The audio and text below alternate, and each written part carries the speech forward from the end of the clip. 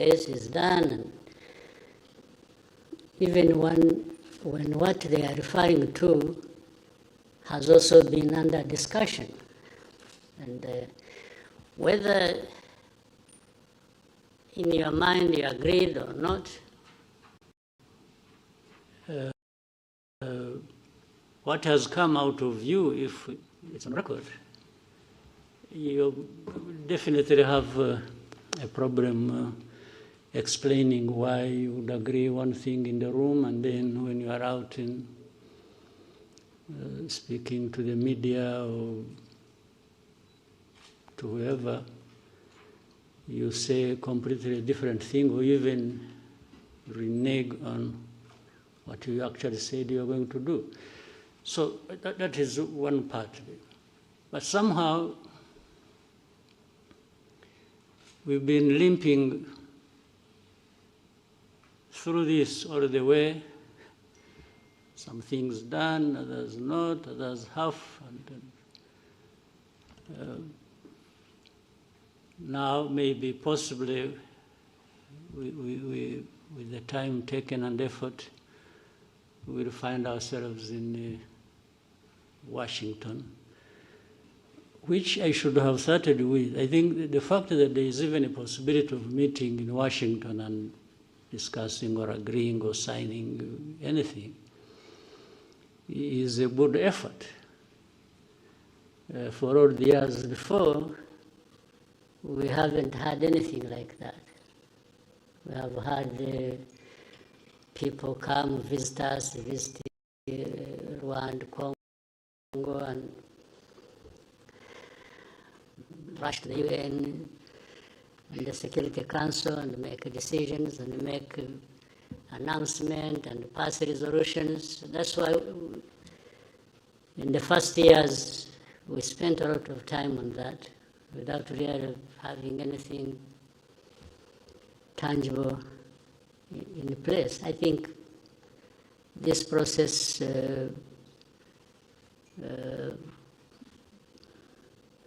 or the two processes, one in Washington, another in Doha, but talking about Washington, it's a good step in the right direction. Whether we arrive at a decisive moment that gives us a clear possibility and optimism that we are near finding lasting peace and so on. Yeah, it's something we can still continue to hope for and work towards. But at least there is that possibility, there is that framework that is in place. And the Trump administration seems to have done their best. You know, some of these processes will not work, not just because we are meeting in Washington or the powerful United States is involved. Yes, they have a big role to play. It's what I was praising them for, having made a huge effort. But until those people concerned directly, they themselves want and commit to achieve the end result, which is stability, peace, and security for all that needed, even the most powerful will remain wondering which way to go, or frustrated, if you will. So the onus is on us, mainly the people, the leaders, DRC, Rwanda, and others in the region. You know, Washington took over this when there were also other efforts underway. I'm sure maybe one of you will be asking, or you yourself had it on mind but didn't raise it. You would be asking, what is the East African SADC process? Because they were there. Or the AU, or whatever. That speaks volumes. And the reality is the knot is tied in one place. These problems are happening in Congo, but it seems the leaders don't care or don't know, or they have refused to take responsibility. They just keep daydreaming and talking about all kinds of things, and whenever they've gone all places, the only thing they know how is to keep asking sanctions for Rwanda, sanctions for Rwanda. Okay, but if you sanction Rwanda, how does it solve your problem? How does it solve your mismanagement of your counter affairs? How does it give citizenship rights to the people who have been complaining for decades and have had to take arms and fight you? How does it solve the problem of you having to import mercenaries to come and ask and fight for you? How does it do that? You know, people should really see things for what they are, and you hear so many stories about different things, but you also have the ability to see through all that and make your own judgment. So, summary of so much I have said, I'm always optimistic. I always hope there is a chance another day, and the following day. But I remain prepared to take care of the business I have to take care of. Thank you, Mr. President. Albert? Good afternoon, sir. Thank you for this press conference. Kind of a follow-up on where we started. At the same time that we have a meeting coming up in Washington eventually, at the same time you have a narrative that has been developing in these last weeks and touching on something that doesn't seem to be the way it is presented, talking about humanitarian crisis that is incredible, millions of people displaced in Eastern Congo, that people need to have access to Goma, and that is especially developed in Europe, from what we can see. So sometimes also it reminds me of 10 years ago, or 2012, 2013, what is this thing about Goma? Because as soon as M23 took in 2012 Goma, the whole world went cuckoo. And now again, everybody wants to have access to Goma. So what is there? Because it's at our doors. At the same time, I believe that after 25 years, to have MONUSCO there, which was also part of the forces that, beginning of this year, were shooting at Rwanda. I mean, for Rwanda, this becomes something that maybe needs to be taken up. Like, how long can a force like that still stay there? And especially that they've been part of the belligerents attacking Rwanda. Mm-hmm. So what is this thing about Goma that nobody knows? Well, Goma is near a volcano, which sometimes erupts, and so maybe that seems to be the factual thing about Goma. The rest are just stories. But from what you started saying, what is it that didn't actually originate from Europe? You asked something about Europe, and you are saying the stories about Goma and so on are originating from Europe. But what is it that didn't originate from Europe about this story or about this problem? If you look at the whole history and the old history, but even the recent history, you have had Europe always in the mix of things in and between our countries, and even to do with the crisis we have in Eastern Congo or the region.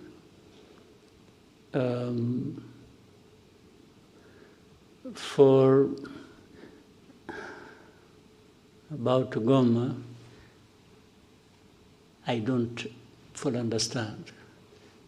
And talking about humanitarian crisis, yes, there is suffering, there is no question about it. But actually, it seems there was more suffering before the crisis, or at the beginning of it. As of today, I think the suffering is still there, but maybe less than. But to talk about humanitarian crisis so much is to find an entry point, an easy entry point into that crisis, and then shaping it the way some people want, given how they have been relating to this history I'm talking about all along before.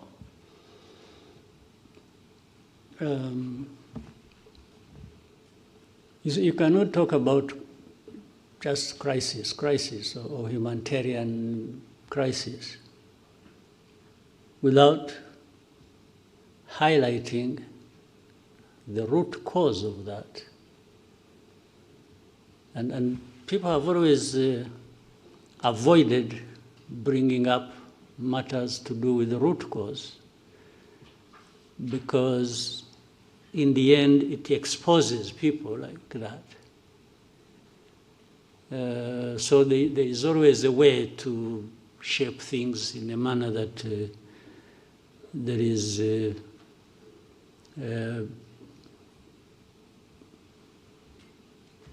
effort to protect themselves, the people I'm talking about. And is it a new crisis in Eastern Congo or in Goma or around Goma? You remember this crisis, I have said this before, and you have heard it even from other people, or you know it yourselves. This crisis was there 2012, came back 10 years later. Why can't people try to understand? What is it? How can you have a problem 2012 and 10 years later you have a repeat of the same problem? It means, but yet, for those 10 years, we had this international presence. And many years before that, supposedly to address these problems. So much money spent, so many people involved, people losing their lives in big numbers, refugees, people displaced, and but life goes on like that until we are visited by the same problem, and then we start running around like this is a new thing. I mean, the amount of hypocrisy and even double standards and real insensitivity of some of these powers that we know, who are associated with the cause of these problems or who accompany the crisis in a way they have chosen, and in the end they are the ones making so much noise about, they look like they are really hurt by the suffering of people. These are people touched and offended by people suffering. But this is just trash of pretense. If you are like that, you have heard people talk about values, you see our values, blah, blah, blah, but it's a lot of nonsense. If you have the power of everything, whether political, money, or whatever, and then every day you're talking about values and so on and so forth, and even want to teach others how to respect values, yet you are the cause of the suffering, and you are the cause of the perpetuation of that. What kind of pretense is this? And you can't just... So when you see these people, coming out with a lot of anger on this and talking about, you see us, you've made a mistake, we are going to do this.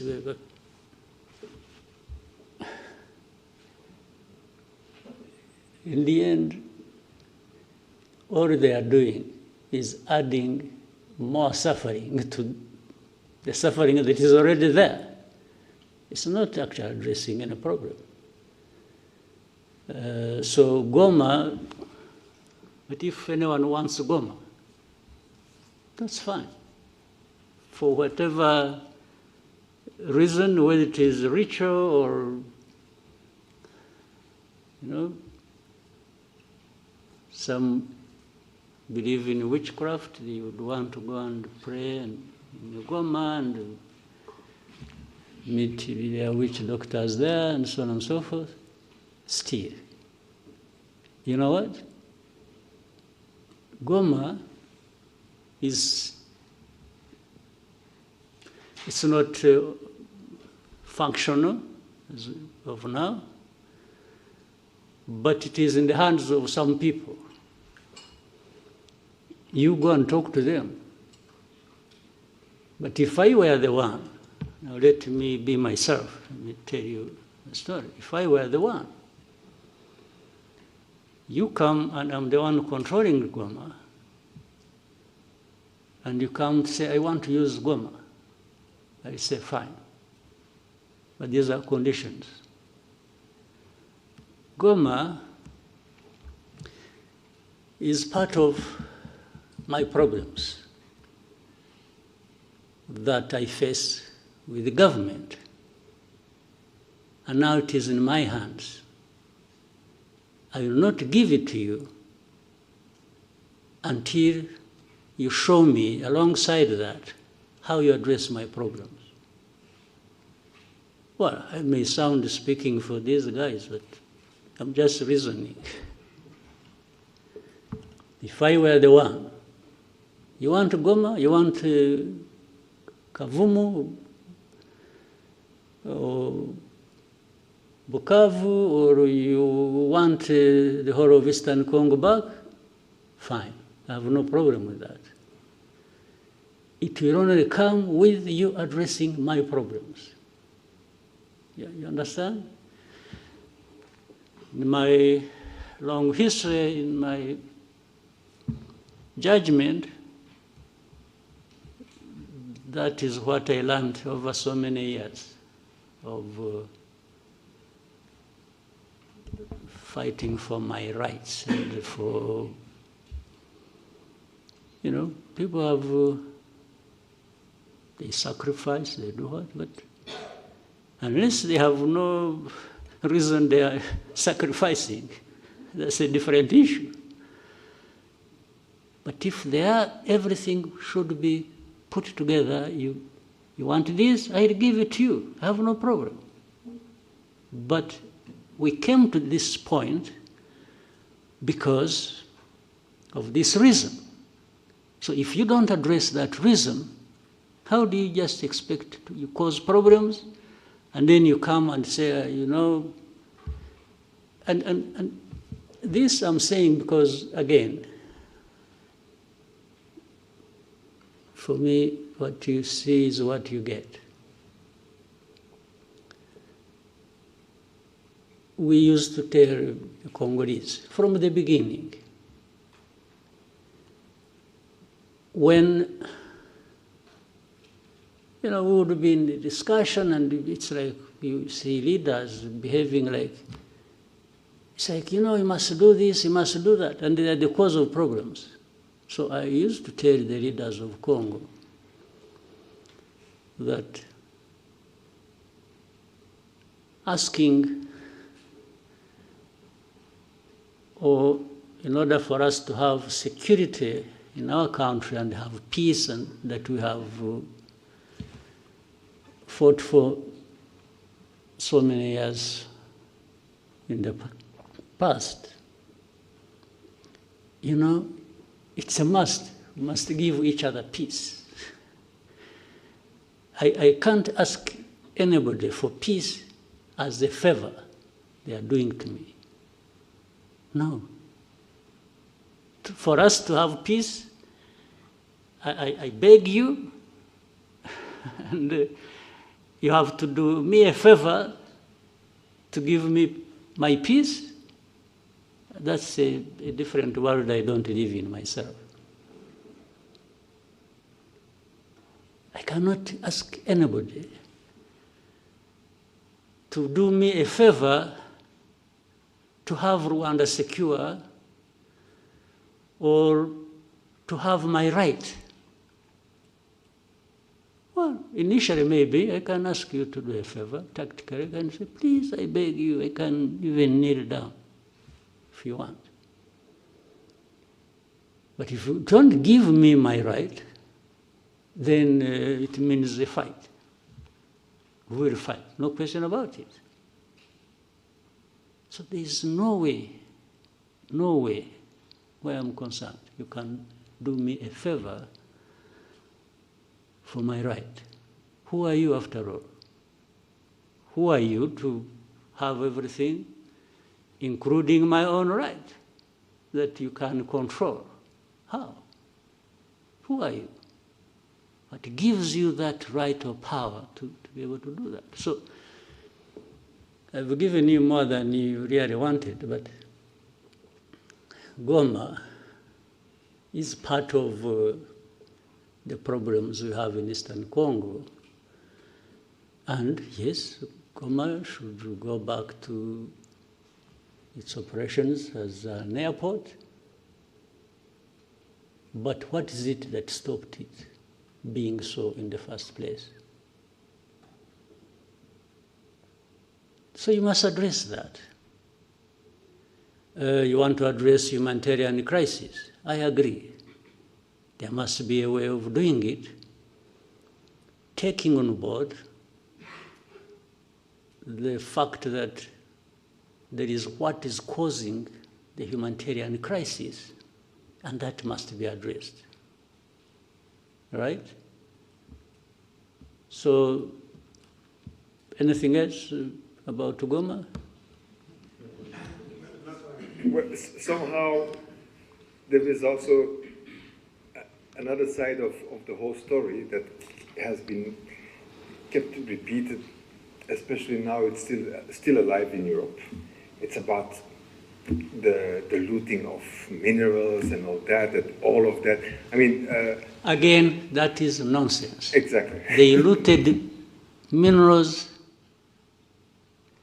better than anybody, worse than anybody. Diamonds or whatever we have is brought by legitimate people, okay? Would you believe that? But that legitimate, when they are there, they are the legitimate ones. So, but this whole thing, why do you think, by the way, there is something to do with there is an MOU actually we're supposed to be having with Europe, which involves, I think, and a lot has been worked on about traceability and so on and so forth. Okay? Rwanda got involved in that and passed every stage and standard that was expected on that. Now, what is funny and contradictory is, at some point, then DRC goes to Europe and says, no, don't sign anything with, but how do you not sign anything that was supposed to be transparent and show where the minerals are coming from, or who is involved? So on one hand, you want to be clear that there is nothing except that Congolese always passed through here, and some sold it here to Rwandans who went and sold it to somebody else. Others, they said it through Burundi, through Uganda, through the neighbors. But it is only Rwanda that was picked on about minerals. Simply because, I think with the audience back home in Europe, they listen more to these accusations. Where do they take their minerals? In Europe, but they would rather hold Rwanda responsible based on the stories around minerals. What sense does it make? You know, don't. Sometimes we get involved in. Question about Goma from Romain Grau, Jeune Afrique. The question is necessary. And if those things keep coming up, and the way they have been, we will say more about that. I think if they think we can, who control M23 and who control Goma. Yeah, but there are those others also who control from the same place where the voice came, who control government of DRC and control FDLR. And that's why FDLR, people keep quiet about it. But, well, if they want us to roll back the whole efforts of the understanding of how we should relate based on their involvement in the tragic history of this country and the region, they are welcome. Thank you, Mr. President. Next question for Lionel. Thank you, Mr. President. My name is Lionel Nditelier from Pan-African Review. My question will be about Africa's security in more broader terms. At the recent Land Forces Commander held in Kigali, you noted that Africa still faces the world's the most active conflicts, and that the response is constrained by external bureaucracy and decisions made afar, even when speed and autonomy are needed. At the same time, Rwanda's interventions in Mozambique and Central Africa show us what African-led solution can achieve when partners trust each other and act decisively. So in light of these contrasting realities, what do you think are the reforms required for Africa to be able to strengthen its capacity to respond on its own terms? And how do you see Rwanda's interventions or partnership shape that future? Yeah, it's an important question, but very difficult. Again,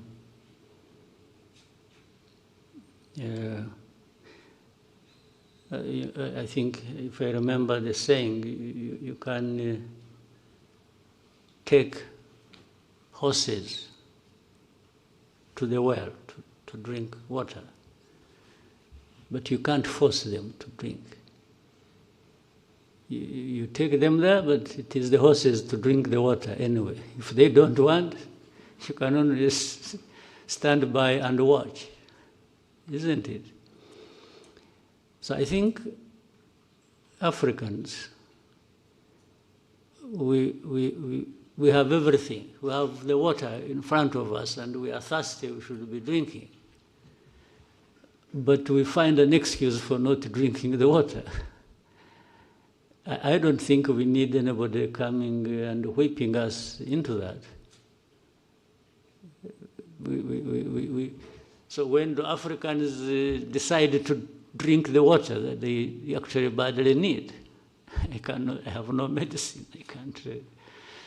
The only thing we try to do when we collaborate with our brothers and sisters on the continent, like in Mozambique or Central African Republic, or participate in other efforts, we are only trying to say, we can drink the water. We are actually drinking the water based on our thirst for it. And then it's like saying, why don't you? Telling somebody else, why don't you quench your thirst?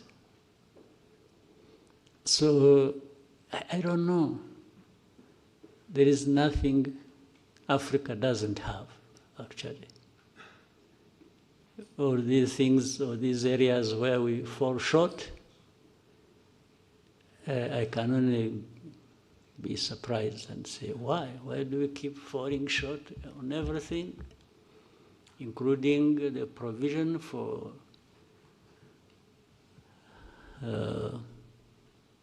security for our people, when you have the people on our continent?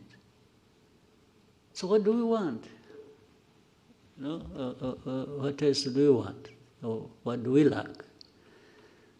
So that is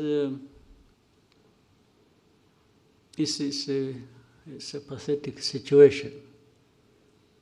Yeah. I don't think I have helped you to understand what you can do, but not for lack of trying. Yeah. Thank you, Mr. President. We take one question and then go to break from Anangwe. Thank you, Mr. President. Eugene. Maybe why don't we continue a little bit, then maybe another 15 minutes and then take a break. Eugene Anangwe, we're CEO, founder, East African Media Group, and the African Leadership and Dialogue Institute. So, President, my question is on leadership.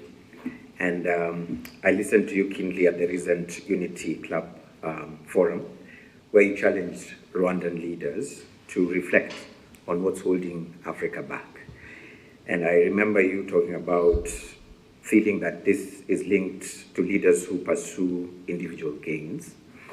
For the close to 20 years I've been in Rwanda, I reflected on this, especially listening to people who have been serving in different quarters. And when someone tells them, "Nukomeza bucho, urisanga kuri yellow paper," and they say, "Reka, reka, reka, reka, reka."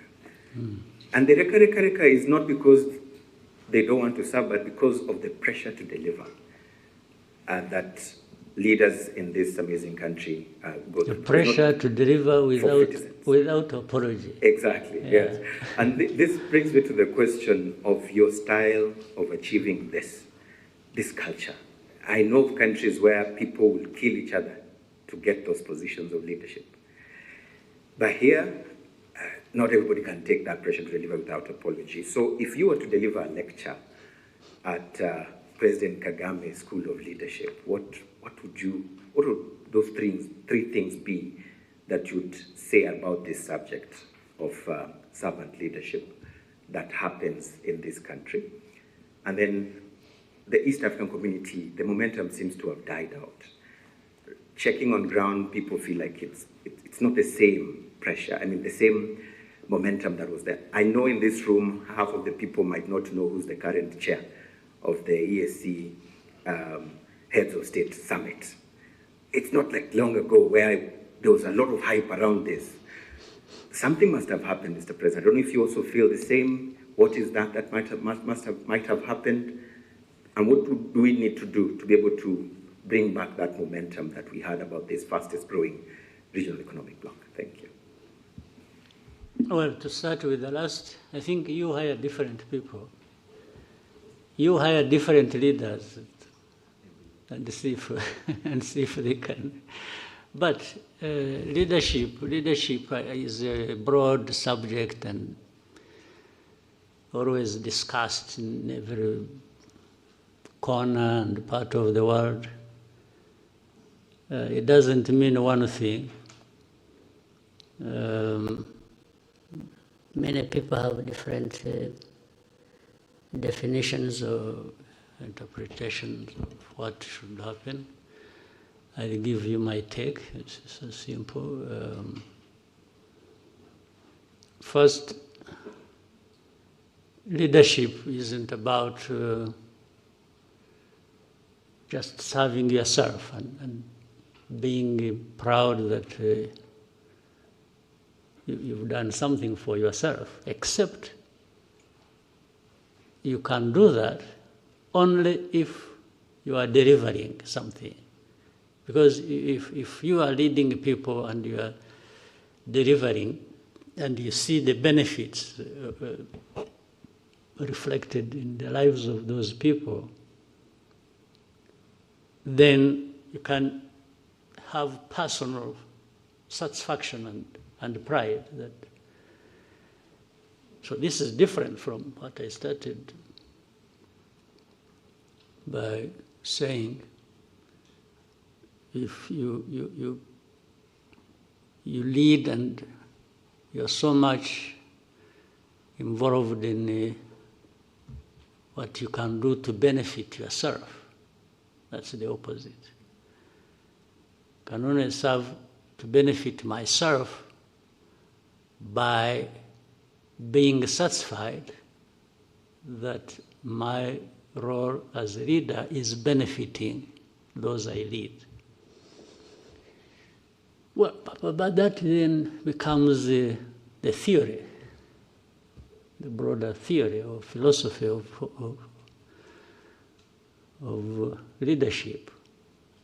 But we also know that more importantly, there is the practice of it, the real tangible results you can see and hear from people. That makes the biggest difference. So with that understanding, which I think many people have, the rest becomes a choice of how you are going to live your life and the purpose of any service or leadership role you may be playing.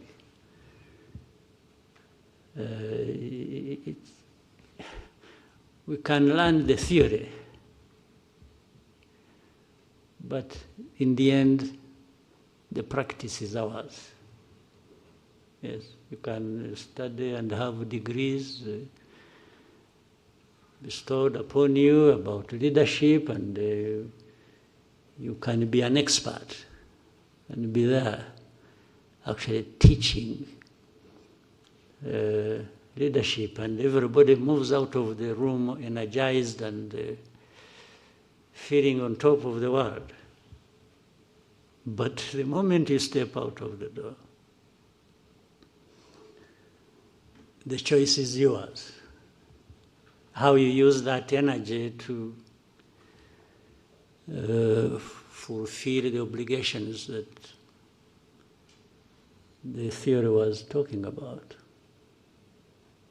So it's not an easy thing. So you can therefore have this and match it on to what you asked about East Africa or whichever entity or institution, we have to keep trying, we have to keep challenging one another on the basis at least of this theory, and then tying it with the practice and say, but we are saying these right things in this institution, but the practice seems to be coming out differently.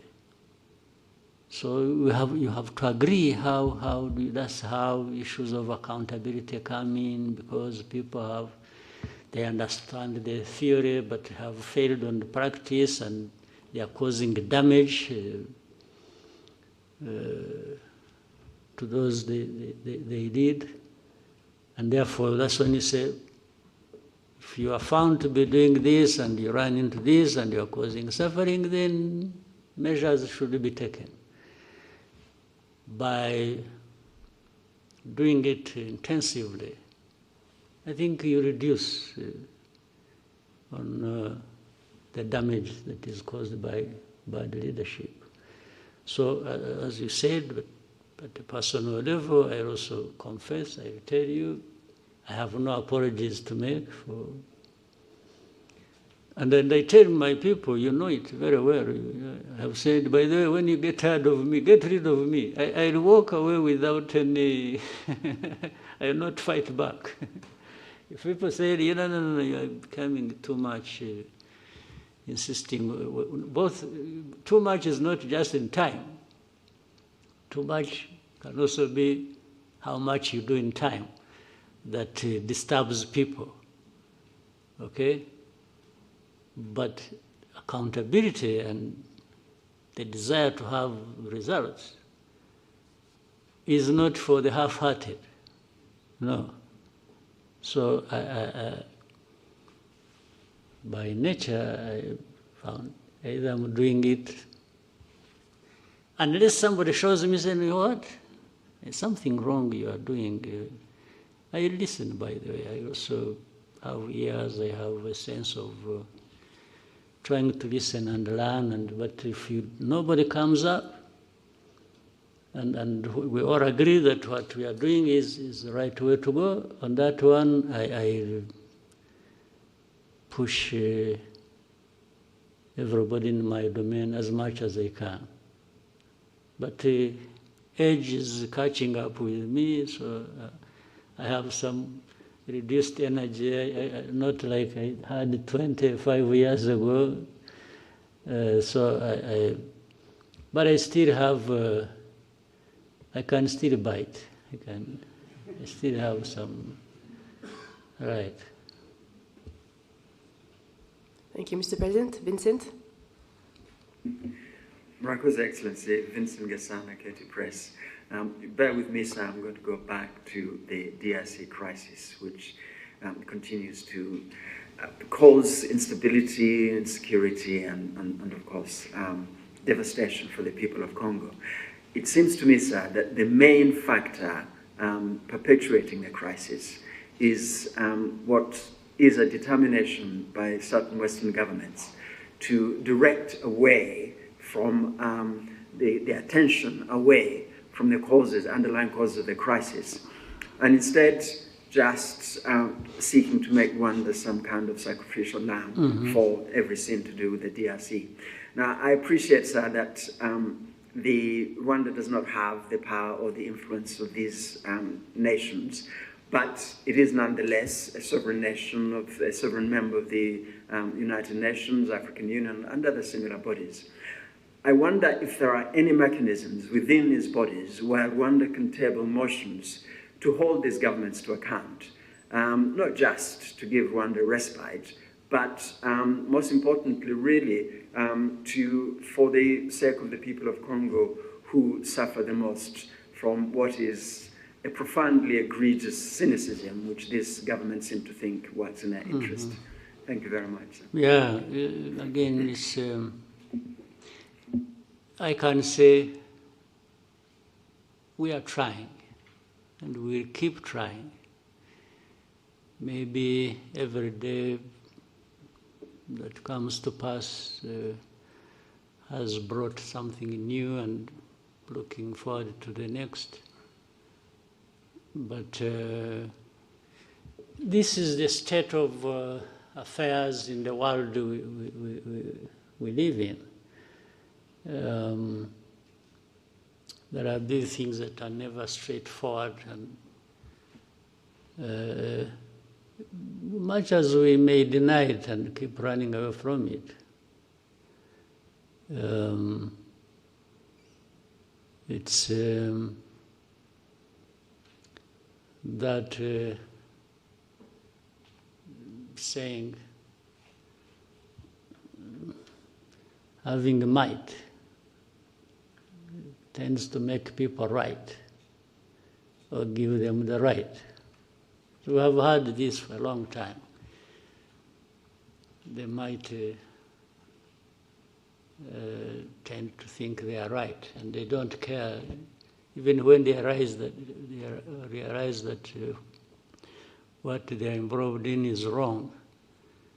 But as long as it benefits them one way or the other, they will take that direction. They don't care about it, and especially when it comes to we Africans who are even ready to accept it. It's like Africans, we are happily exploited. We tend to, be so subservient that somebody does wrong to you, and the tendency is for the Africans to be the ones to apologize. You get offended, you get hurt, then you are the one to apologize. And really can't keep blaming somebody else other than ourselves. Why do we? So, but we can't keep quiet. We always raise these issues. I'm sure there are many who are capable of doing that and who want to do that. We all can't be silent in this case. So while our power is limited, it's not like theirs. One, we have to reject it, that we can't just be treated the way we are. The second is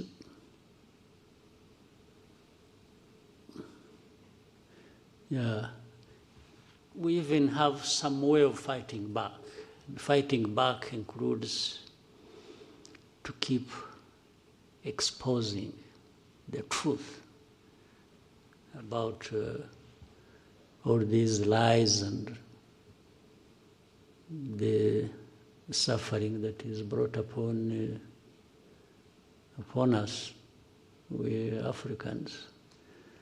Of course, that requires you have to have people who are like that, but then above all, you have to have a coordinated effort.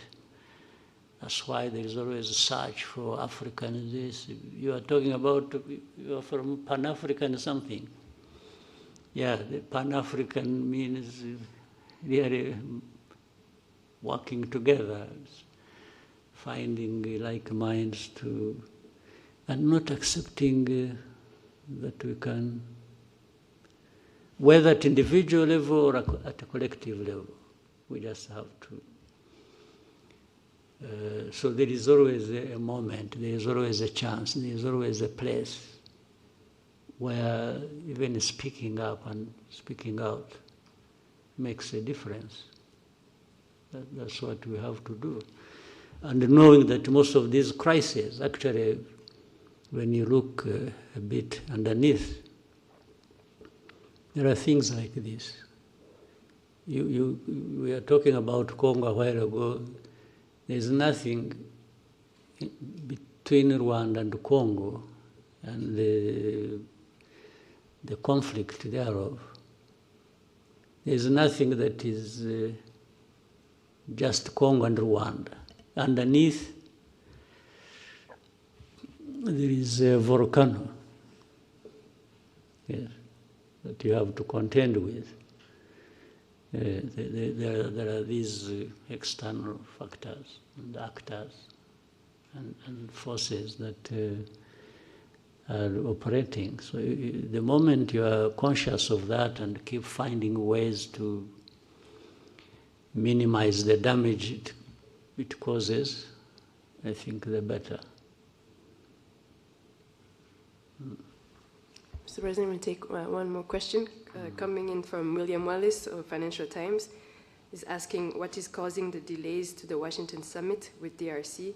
If it does go ahead next month, how confident are you in a peace that sticks?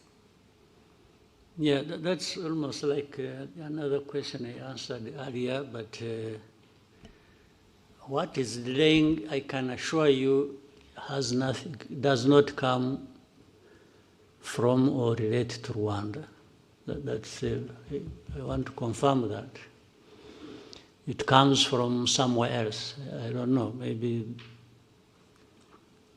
the one who asking the question can keep trying to investigate, but nothing originates from Rwanda. But the question I answered earlier is, I mean, people, we have had so many meetings, our delegations have met in Washington, and there is also, I keep bringing back Doha, there is Doha, but they discuss, they are near agreeing something, or sometimes they agree something, and then just out of that place, the next day, somebody is just it's in the open. It's not done quietly. Something, no, I want to do this until you have heard somebody say, we are not going to sign anything in Washington until Rwanda has removed forces from DRC. That becomes, but these are things that have been discussed even before we went to Washington. There was a discussion about that, whether in Rwanda or so. But then you are in Washington, we agree that yes, there are a number of things that are going to be done by both sides, and this is the sequence, and they sign. Our people, delegation, and the delegation from there, they sign. And then after that, the next day, whether still in Washington or back home, they say, no, we are not going to do this until, now they set different conditions other than what was actually done and agreed in Washington.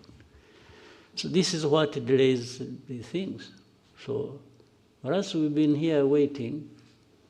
There were many times we are hoping that they are saying that maybe beginning of December, I'm not sure that we are going to meet in Washington. I'm not sure whether tomorrow somebody doesn't say, no. For me, I'm not going to Washington because either last night he dreamt or was told by a priest whether the backward, the old priests or the new ones, that it's a bad idea or it's a bad omen to do this. And somebody just says, I will not go. So what can I do?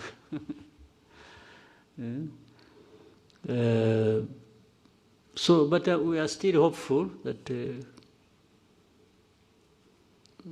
maybe because those bringing us together maybe have some power to move things, but at least for sure they have the intention.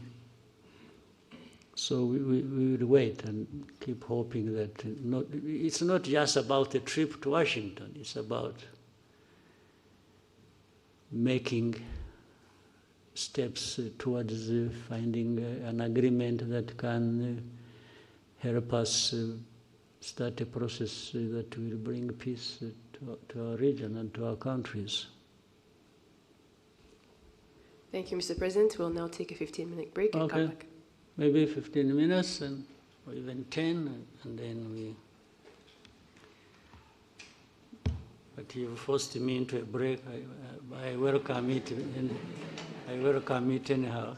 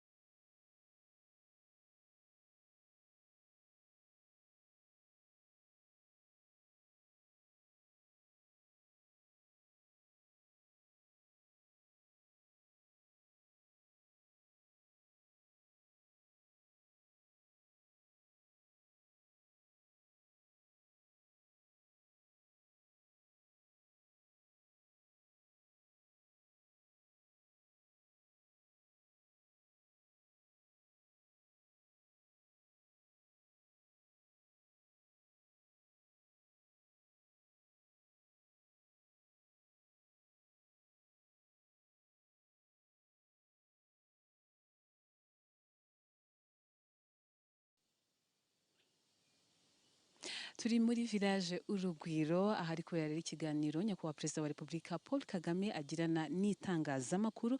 Ni ikiganiro muri iki gice cyacyo cya mbere cyagarutse ku bibazo bitandukanye. Hari ikibazo kijyanye n'umutekano muke mu karere u Rwanda ruherereyemo, ahakomojwe ku masezerano ya Washington. Gusa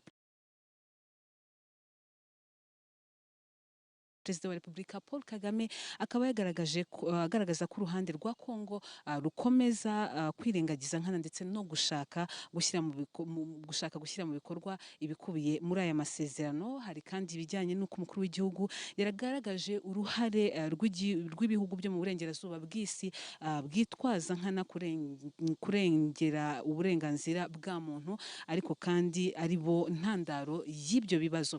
Muri iki gice cya mbere kandi cy'ikiganiro nyakubahwa Perezida wa Repubulika Paul Kagame yagiranye n'itangazamakuru, hanagarutse ku ngingo yagutse y'umutekano w'umugabane wa Afurika, aho nyakubahwa Perezida wa Repubulika Paul Kagame yavuze ko Afurika ikwiriye kwishakamo ibisubizo mu gukemura mu buryo bwayo ibibazo uyu mugabane ifite. Avuga yuko umugabane wa Afurika ntacyo udafite cyatuma udakemura ibibazo by'uyu mugabane. Ku kibazo kandi yabajijwe ku bijyanye n'imiyoborere ye, nyakubahwa Perezida wa Repubulika Paul Kagame yagaragaje ko uruhare rw'umuyobozi rwakabaye rushingiye ku gufasha abaturage. Turakomeza n'igice cya kabiri, ni ikiganiro nyakubahwa Perezida wa Repubulika agirana n'itangazamakuru.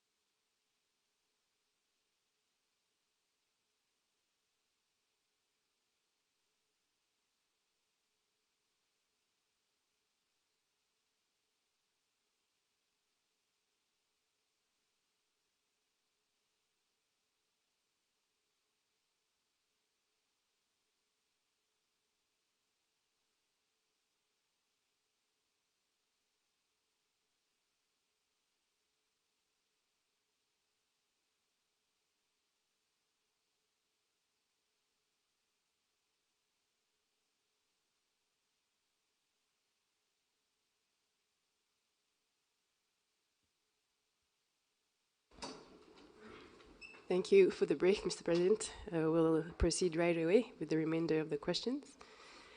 Let's start with Lacroix. Hello, Mr. President. Vivien Latour for the newspaper Lacroix in France. What are your thoughts on the very likely dismissal of charges against Agathe Abiyarimana in France, and the link or influence her family could still have with FDLR through Kinshasa? Thanks. These are some of the things I was saying, how the history, the facts thereof, sometimes they keep playing out back and forth, and even leading to minimizing the identity and the effects and the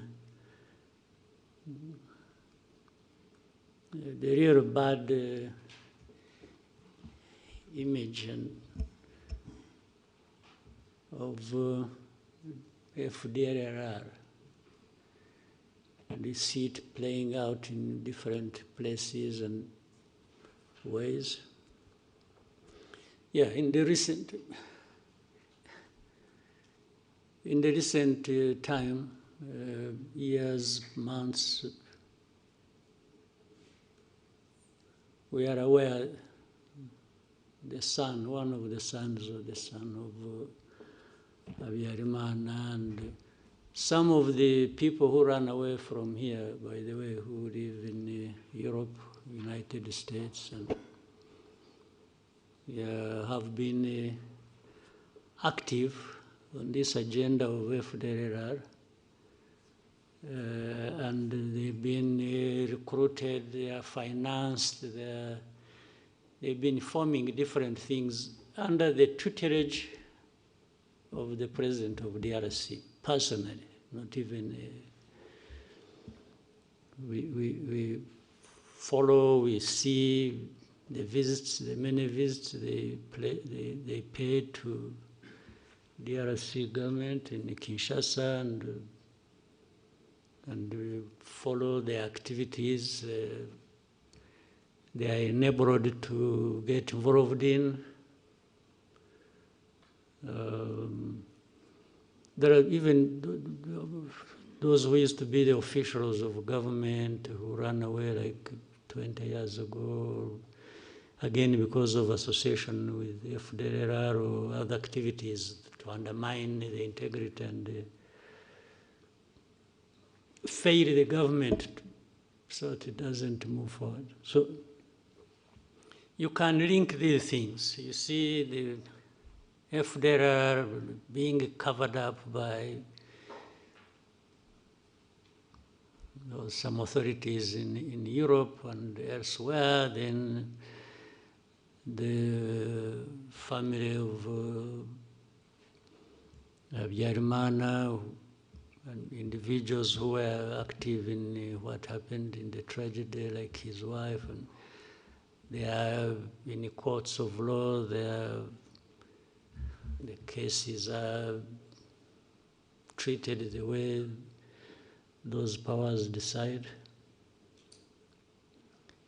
And then those activities leading up to, and then in the end you have people saying, you know, if there are, how many people are they? You know, really it's like, for us who complain about, when we are complaining about FDR, these genociders, actually it is not even complaining about them in isolation.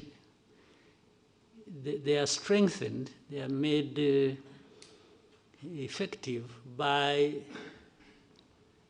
the association they have with, for example, the government in Kinshasa or some authorities in Europe, or who allow this to, and then in the end who openly play down this.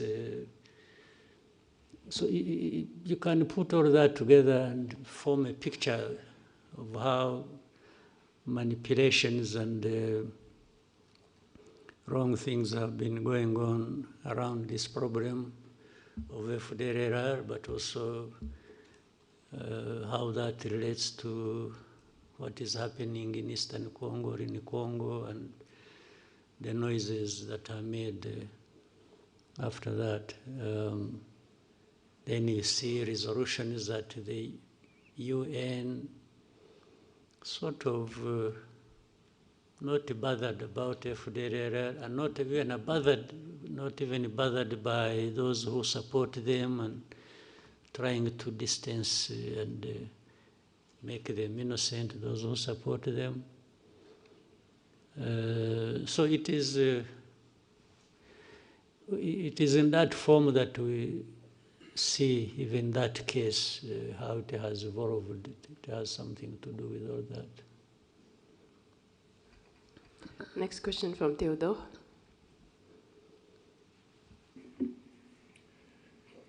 Hello, Mr. President. Theodore de Queiroz. I'm a French journalist based in Rwanda for Le Monde and the AFP, and also TV5 Monde. You spoke about association between FDLR and Kinshasa. Could you share us more information about the association? Do you have any clue of that? But also, can you help us to assess the FDLR threat in Eastern Congo in terms of number and firepower? Also, as dismantling the FDLR group seems to be one of the key of the Washington Peace Agreement, when will you consider that this group is dismantled? Thank you.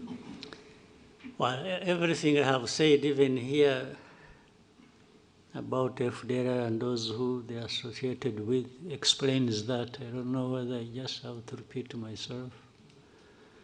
In fact, I even talked about how there has been talk talk about numbers as a way of making it. The easiest way to give you numbers, if you operate here, maybe you should find time, they give you access, you talk to these people who have been captured and brought here among the leadership of FDLR, so that you talk to them directly. They give you. But again, the issue of numbers. By the way, I have seen that, for example, let me give you,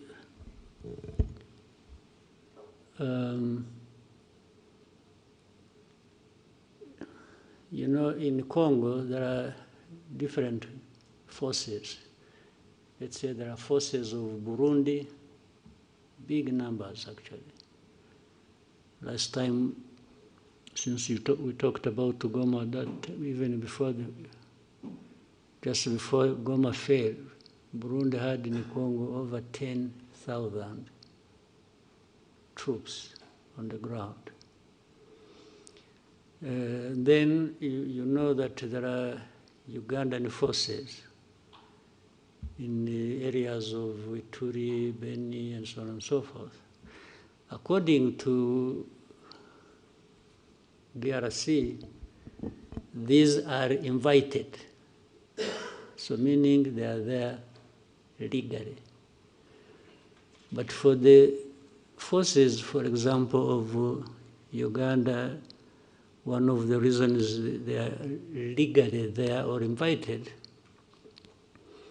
is to do with these groups of ADF. Would you be interested in finding out or understanding, or let us understand, in terms of numbers, how many are ADF? To make it such a significant problem that justifies the presence of, let's say, the amount of forces that, the number of forces that came from. Do you have an idea? So, because I suspect there may be a fraction of FDLR, but it is taken seriously by that label put on them, terrorists. You see, terrorists, even when they are 5, they actually do harm, and people take that seriously. So if there are, why no one would take them seriously, knowing that their history, and worse still, knowing that they are associated with a government in DRC. And I mean, this is a public knowledge. Even the way you have heard of hate speech, you have heard of all kinds of things. If you want to know, you must be knowing. So still the issue becomes, how many would they be? How many? So it's like putting me to task. One, it is falsifying the issue of numbers. If we want to know about numbers, there are many. That's very fact. Then, but the essence of saying how many are they? It's like to say you are exaggerating. No, I'm not talking about you. I'm talking about what you said that is said by so many, including authorities in Europe. I have been asked by some leaders of Europe. How many are they likely to be? When somebody asks me that question, immediately I know he's interested in covering up the problem. And therefore, I associate it with all this I see. I said earlier when we were talking about FDR, say the resolutions, the statements made at the UN, they come saying, it is really like a whisper. It is just mentioned in the passing. It's not, but the reason is so that it's like Rwanda should not be taking action against them, which means from there, I can see they are saying they are not connected with the whole history or even their responsibility in what they did here.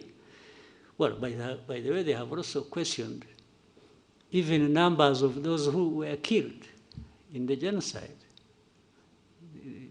It says moderate this and the others are just mentioned in the passing.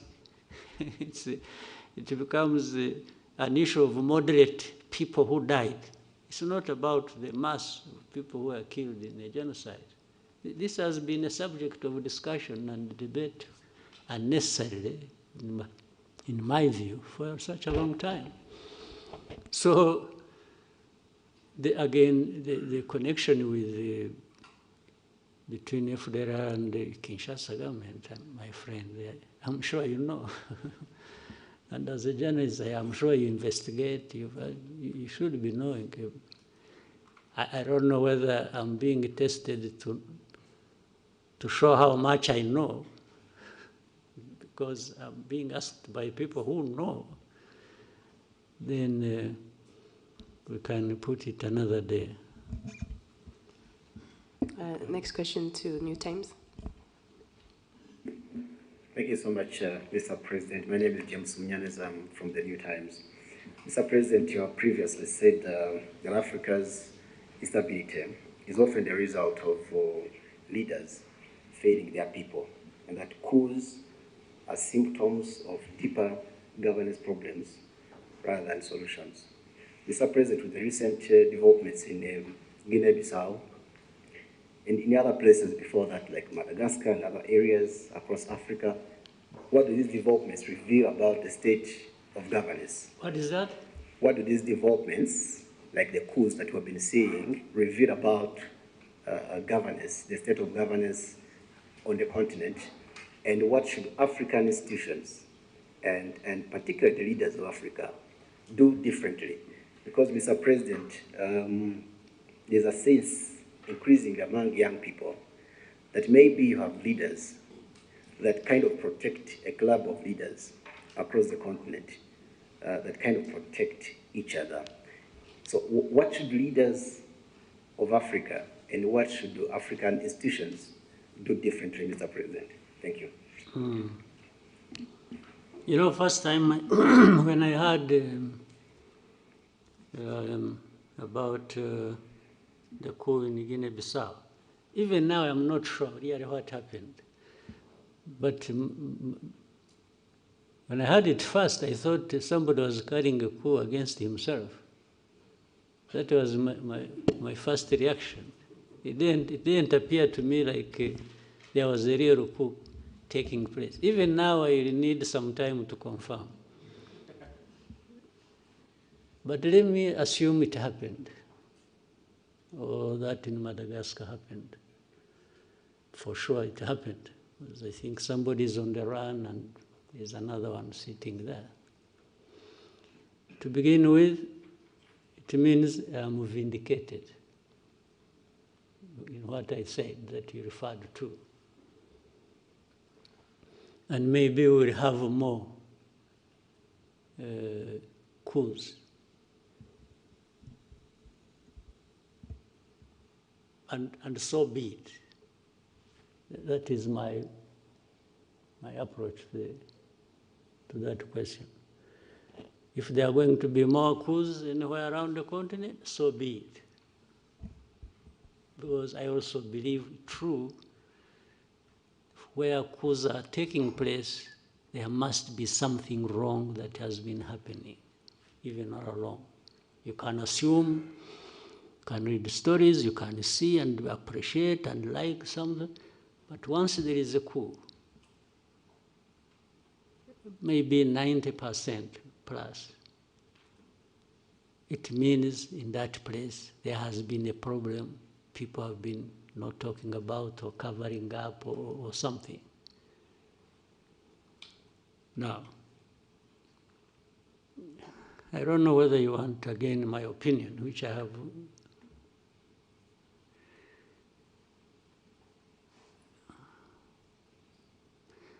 Because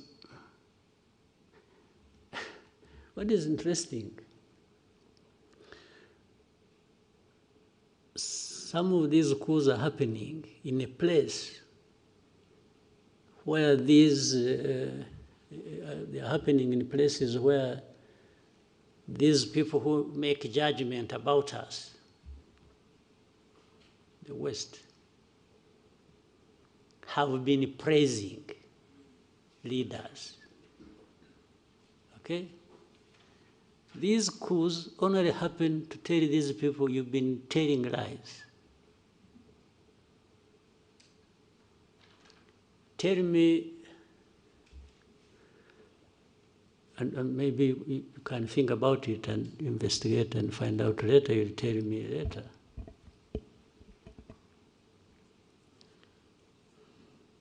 If this coup is not a coup against, let's say in Guinea-Bissau,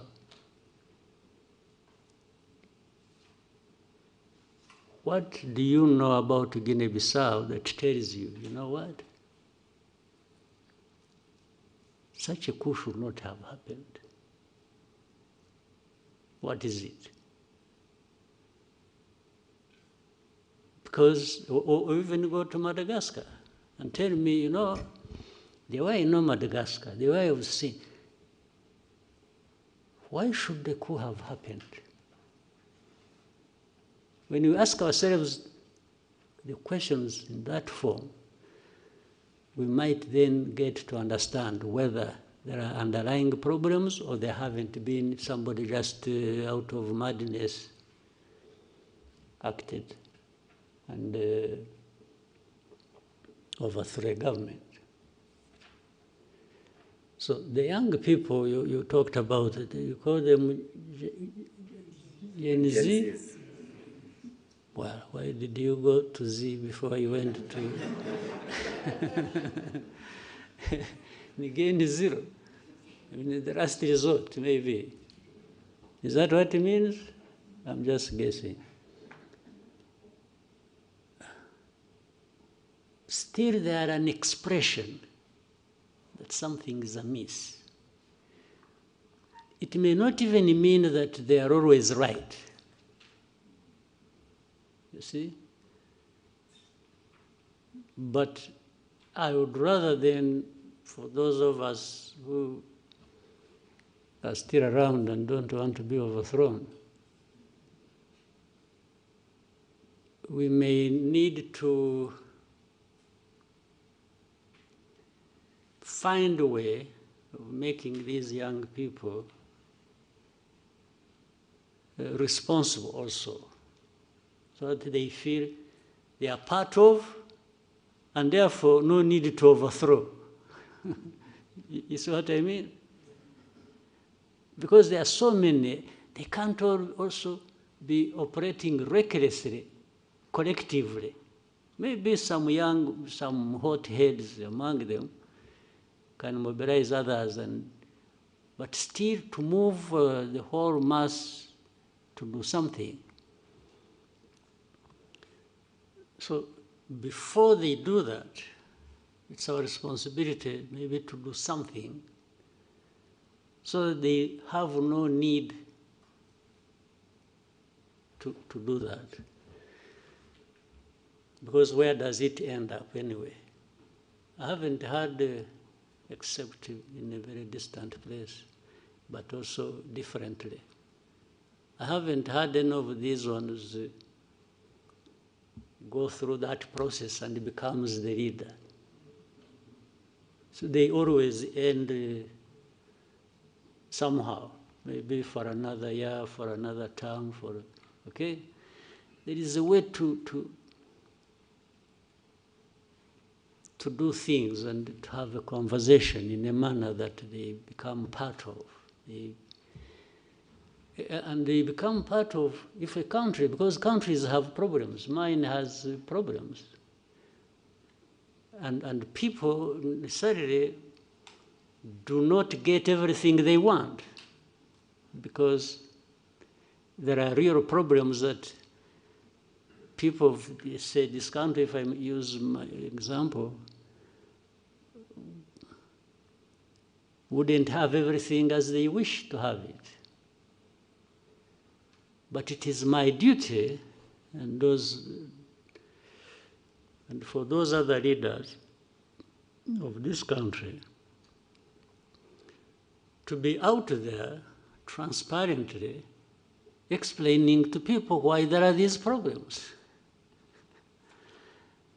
and show the effort you are making, and also that it involves them to try and deal with this problem.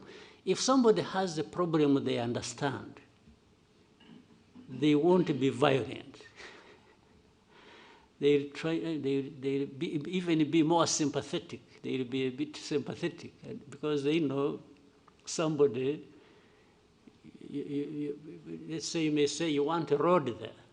People may say, I want to see a road 100 kilometers from here to there. Tarmac road. But if I go to them, I say, you know what?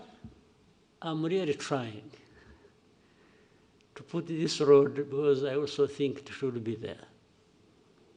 But the resources we have, the envelope, so small that we have to split it in so many things, hospitals, schools, this and that.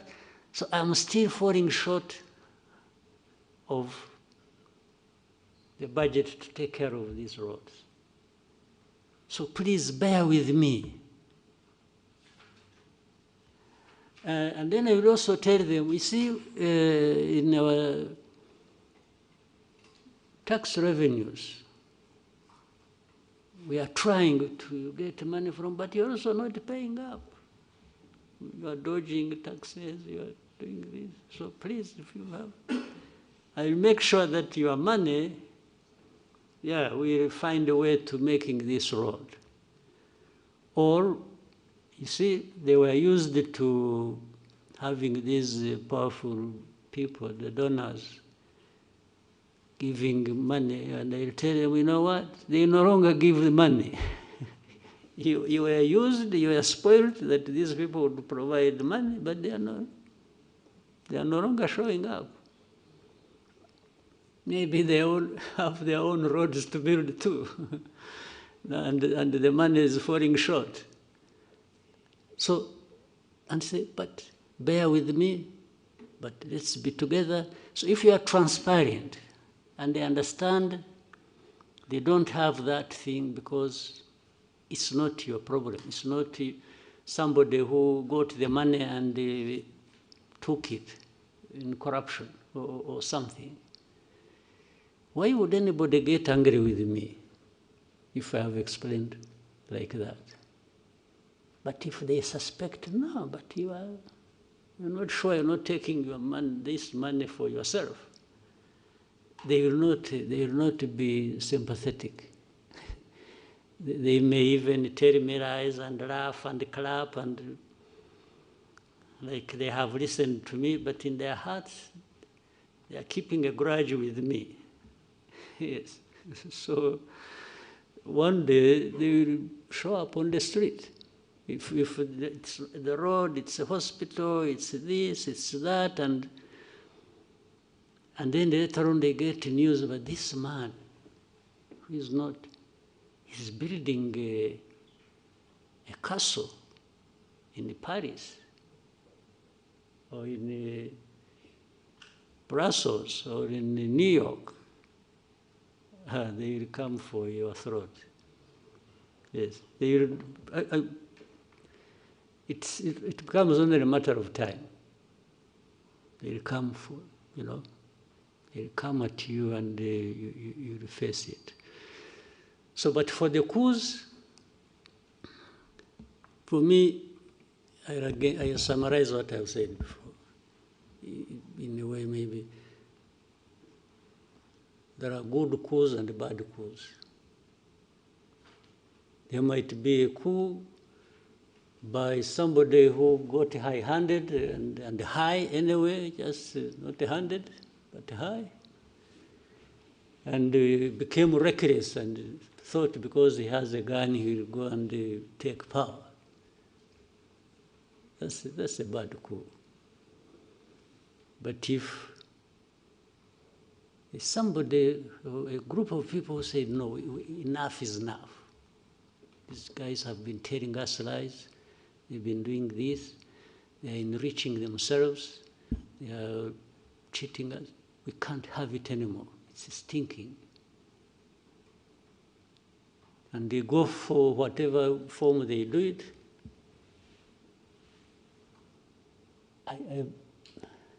I think I'm okay with it. I know it'll be misunderstood, but I'm happy to taking the risk. I'm okay with that. But not entirely okay until I see that somebody who did that, or people who did that, and they were sick and tired, and that was justification, until they are seen to be making a difference, then I'll be, I feel settled in my mind.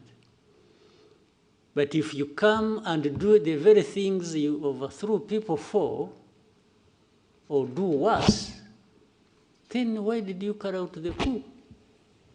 I just say, no, this one deserves another coup, or should go to jail. Yes. Now, here is another tricky part there. You see, there are these coups, people really have a knee-jerk reaction about coups. It's a coup, everybody, that one should face the barrel of the gun. Let's now, before the coups, talk about that situation. If you have a constitutional government led by civilians,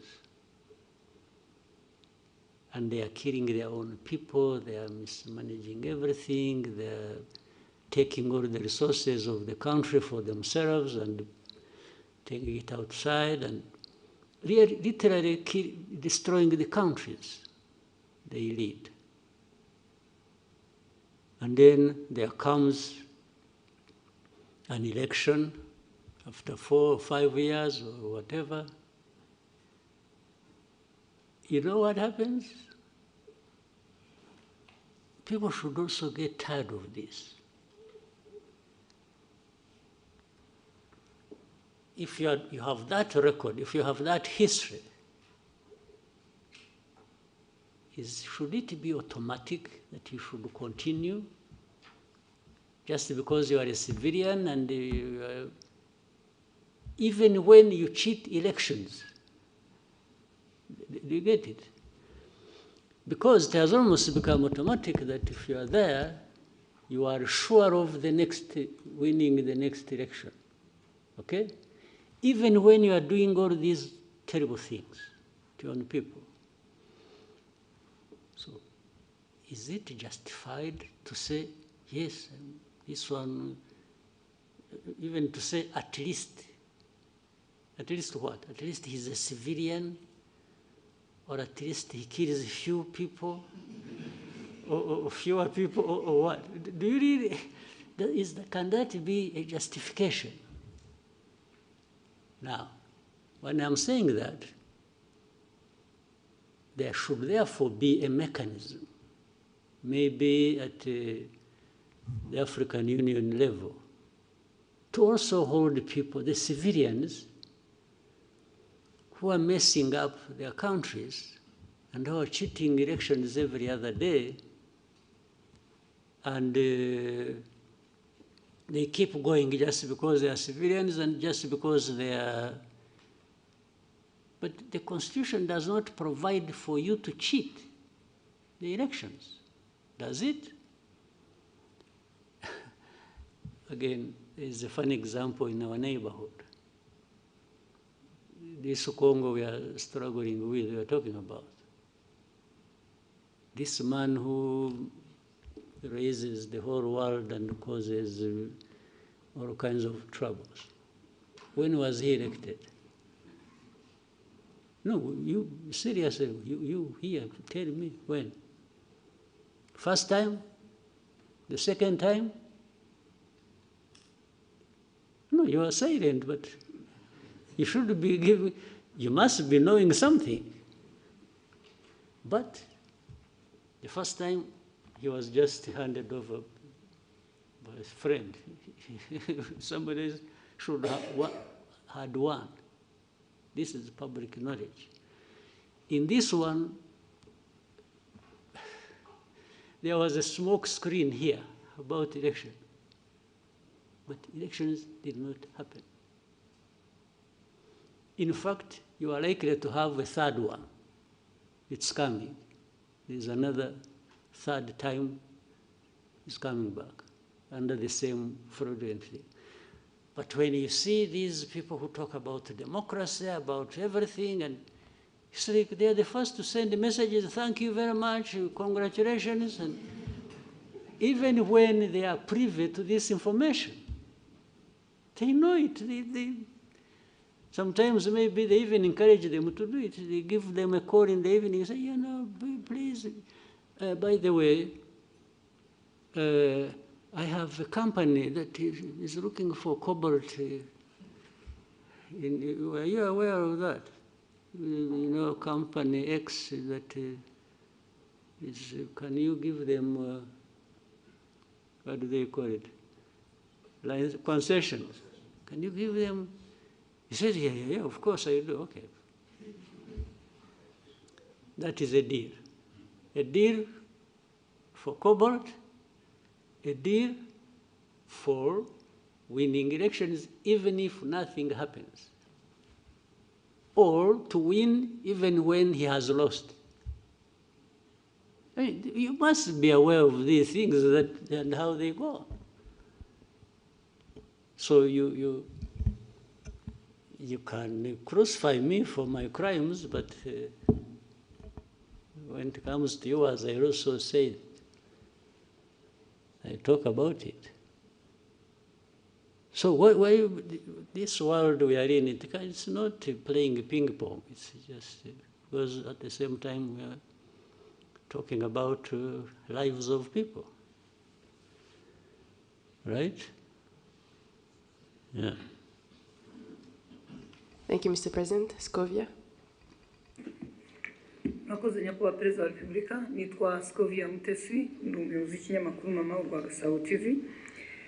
Nashaka kubaza ku kibazo abacuruzi bafite inganda mu Rwanda uyu munsi bavuga ko babangamiwe no guhangana n'ibicuruzwa bituruka mu mahanga kuko basabwa ko bapfunyika cyangwa package mu bikoresho bitangiza ibidukikije mu gihe bituruka mu mahanga biza muri plastique byaba bifunze mu macupa cyangwa amashashi abifunze. Basanga rero badashobora guhangana nabo ku isoko, bikaba bifite ingaruka ku nganda zabo, aho bamwe bavuga ko ahari bashobora kujya hanze kugira ngo nabo binjize ibisa n'ibyo. Basanga niba ntacyo bitwaye nabo bashobora kubikoresha. Ikindi kibazo nari mfite ni ikijyanye n'abaturage uyu munsi bishimira imihanda itandukanye hirya no hino mu gihugu ihuza uturere, ariko abakora iyi mihanda minini ya kaburimbo ntabwo bashyiraho rigori cyangwa inzira z'amazi zigera mu gishanga, amazi akajya mu ngo z'abantu cyangwa mu mirima, aho usanga rimwe na rimwe bisanga batuye mu manegeka kubera igikorwa remezo cyaje. Ndabashimiye nyakubahwa Perezida wa Repubulika. Well, icyambere kitari n'iki, ikibazo uvuze inganda n'abacuruzi n'iki, ikibazo cya mbere dufite ahubwo nta nganda dufite. Niba twubakaga inganda nyazo byadufasha, ibintu ntibigomba tukagabanya ibiva hanze, bimwe bikaba biri hano cyangwa twe tubyohereza hanze. Aho niho nahera twashaka uburyo byakorwa, kuko hari ibintu byinshi bishobora gukorwa mu gihugu byanajyanwa hanze cyangwa byakoreshwa mu gihugu bidakeneye plastique. Niba naho twaharebaga cyane tukagabanya, ariko kuri ibyo bindi ubwo busumbane buzanwa mu bacuruzi n'ayo mategeko ya plastique, ngira ngo bigomba kuba ikibazo cya mbere bikorwa nabi cyangwa bikurikiranwa nabi. Icyo kibazo kimaze igihe, ndibuka ko kigeze kuganirwa, abantu bagifatira ingamba z'ukuntu, ntabwo ubwo bitumye nibaza aho byahereye, kuko ikibazo cyaraganiriwe cyagomba gufatirwa ibyemezo, ariko ejo nzabisuzuma numve neza uko bimeze. Ejo dufite cabinet meeting, rwose ndumva nzakibaza abantu birimo bakansobanurira. Hari uburyo bugomba kuba buriho, ibintu byakorwa cyangwa bikaringanizwa bitakutaje cyane abakorera mu gihugu kurusha abakorera hanze bazana ibintu. Hagomba kuba hari uburyo.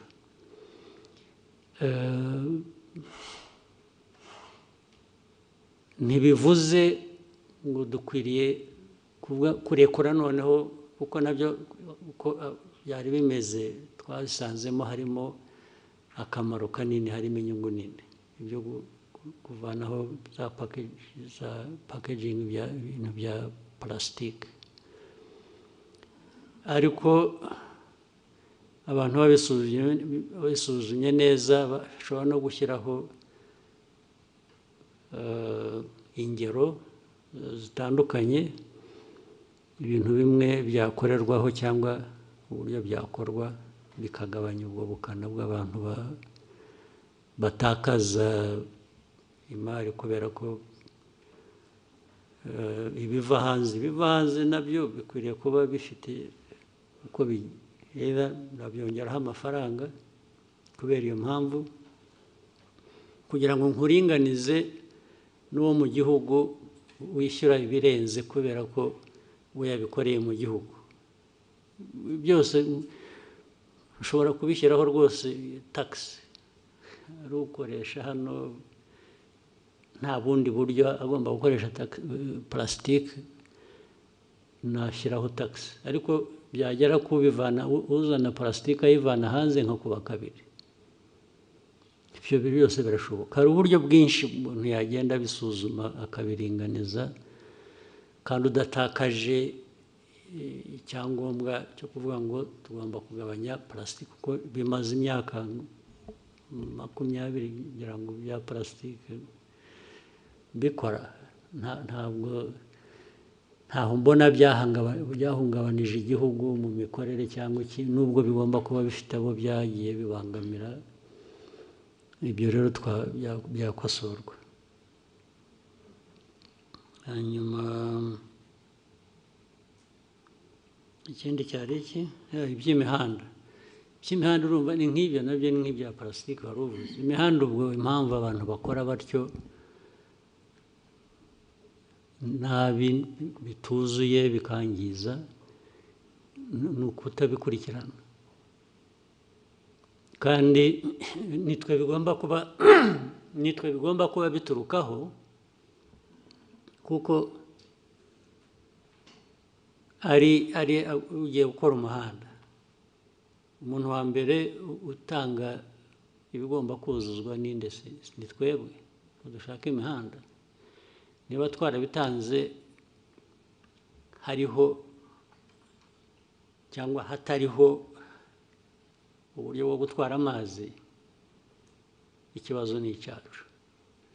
Niba twarabitanze nabyo uko bakora imihanda tubifite, umuntu akazaza akavuga ati umuhanda mwanshinze narawukoze nararangije nimunyishyure, bakamwishyura akagenda batabikoze, ni twebwe, ntabwo ari abakora umuhanda. Ubwo ni ikibazo cyacu kigomba gukemuka, nacyo byanze bikunze. Uzampa ingero gusa zimwe nakuzimpe, kuko ibyo byombi ndashaka ku, hari inama y'abakuru ba minisitiri ejo. Hari urugero nyakubahwa Perezida wa Repubulika, umuhanda Kigali Bugesera, abaturage batuye munsi kandi ubona ko hari amazu afatika abantu bubatse neza, ariko hari za ruhurura ziza zitangira ari umugende w'amazi bikarangira bibaye ruhurura, abaturage basabwa kuhimurwa, leta igatangira gutanga ingurane aho kugira ngo ibe yarayoboye amazi agera mu gishanga. Icyo kigomba gukosorwa, byo nabyo byanze bikunze. Thank you, Mr. President. Diva, RBA. Maybe I'll try to shorten my answers so that we don't spend the whole day here. Murakoze nyakubahwa Perezida wa Repubulika, nitwa Divin Uwayo, nkorera RBA. Nifuzaga kubabaza ubushakashatsi bwa 14 bw'urwego rw'igihugu rw'imiyoborere. So while I want to shorten my answers, shorten your question. So that you can have more people. Yes, Excellency. Nari nkomoje ku bushakashatsi bwa RGB bugaragaza uburyo abaturage bashima cyangwa banenga inzego z'imiyoborere zitandukanye, aho bugaragaza ko bashima urwego rw'umutekano ku kigero kirenga 90%, ariko byagera ku rwego rwa serivisi runihariye igice kigera hafi kuri 50% by'umusaruro mbumbe w'igihugu, ugasanga nicyo gice kinengwa cyane, haba serivisi za leta haba n'iz'abikorera, kuko hamwe urwego rwa serivisi abaturage ubwo kandi namwe murimo nawe urimo n'abandi komeza. Hanyuma nyakubahwa Perezida wa Repubulika, twifuzaga kubabaza, musanga habura iki ngo imitangire ya serivisi haba mu nzego za leta n'iz'abikorera ibe myiza kurushaho, dore ko ari urwego rufashe runini mu cyerekezo cy'iterambere ry'igihugu? Icya mbere, abo batanga serivisi mbi bagomba kwiga kubwirwa kunoza serivisi batanga. Icya kabiri, abanyarwanda muri rusange mukwiriye kwanga guhabwa serivisi mbi ukayishyurira, ukagenda utanavuze, ugomba kubyanga. Icya gatatu, ni mwebwe kugira ngo tumenye amakuru habeho accountability. Nawe umunyamakuru bishyire hanze ubimenye, uvuti bari bamaze kutubwira umuhanda, urugero umuhanda aho ibintu byiza, amazi yangiza umuhanda, yangiza amazu, n'icyo urwo ni urugero. Nawe butaha serivisi mbi wayiguhaye ninde? Ahangaha ukavuta ahangaha batanga serivisi nabi, even nk'umunyamakuru, ariko murabitinya, ntabwo murabiceceka mukabihisha, cyangwa mugashyiramo abo mufitanye amasinde gusa, abandi mukabihorera. Hari abo mutavuga, mukavuga ababoroheye cyangwa ababangamira ku bindi, ariko mukwiye kubishyira hanze uko bimeze. Hanyuma cya kane, inzego za leta zigomba kubikurikirana nazo ndetse ubwazo, kuko zirimo, nabwo zitabikurikiranye nabwo bafite abababaza, ubwo bakwiye kubibazwa. Ariko ikibazo cya serivisi mbi cyo ntigikwiriye kwihanganirwa n'uwo ari we wese. Ariko ndakubwira, ntabwo ari hashize igihe kinini mpora nabyo, ariko nahuye nabyo kera no mu nteko. Kera twagiye mu bintu bya what was it, national dialogue. Kera abantu bazahamagara abantu bakora, bafite amaresitora, bafite ibiki, ngo baze bagaburira abantu bari bageze ku 1000 mu gitondo. turakora neza akazi, ugeze ku lunch tugira break, nari nagiye kuyifatira ahandi, nagize amahirwe kutayifatira. So ngarutse mu afternoon nsanga barambwira harimo n'abayobozi, harimo n'iki, bose bamwe babajyanye za ambulance ziraho zitunda zijyana abantu mu bitaro. Ndabihorera. Ariko ugasanga nta n'uvuga ati bazanye ibi bintu bamukurikirana ibibazwa. Ndetse habaho guhura kundi aho ngaho bakagarura wa wundi, bakaba ariyo baha ngo atange serivisi zo kugaburira abantu. Ubu urumva biri muri twe, ntabwo ikibazo ari cy'aba bandi batanze serivisi mbi gusa, ariko n'abo bazikoreye nabo arishyura akagenda. Na vuba aha abantu benshi ngiye mvugana nabo bakakubwira iriya resitora, bakakubwira izina. Ejo bundi twagiyeyo twese uko twari 7, none 4 twese twararwaye, na 2 bari aho bari ku standby bategereje kurwara. Ugasanga ni ikiganiro gusa byahereyeho. Hashira icyumweru, kubera ko aho hantu hari ukuntu wenda hagezweho cyangwa bahavuga neza, ukumva ngo basubiyeyo. Ntabwo serivisi mbi yacika kandi muyishimiye. Nize wowe wahora usubira ahantu baguha serivisi mbi ukishyura, ubwo butishimye se. So ni ikibazo kinini, mujye mukishyira hanze, mukiganire, mukivuge uko kimeze, mureke ku serivisi mbi kwiye kwangwa period. Ikavugwa, ikanengwa, abayitanga bagakurikirana kurusha gusubirayo baguhaye serivisi mbi.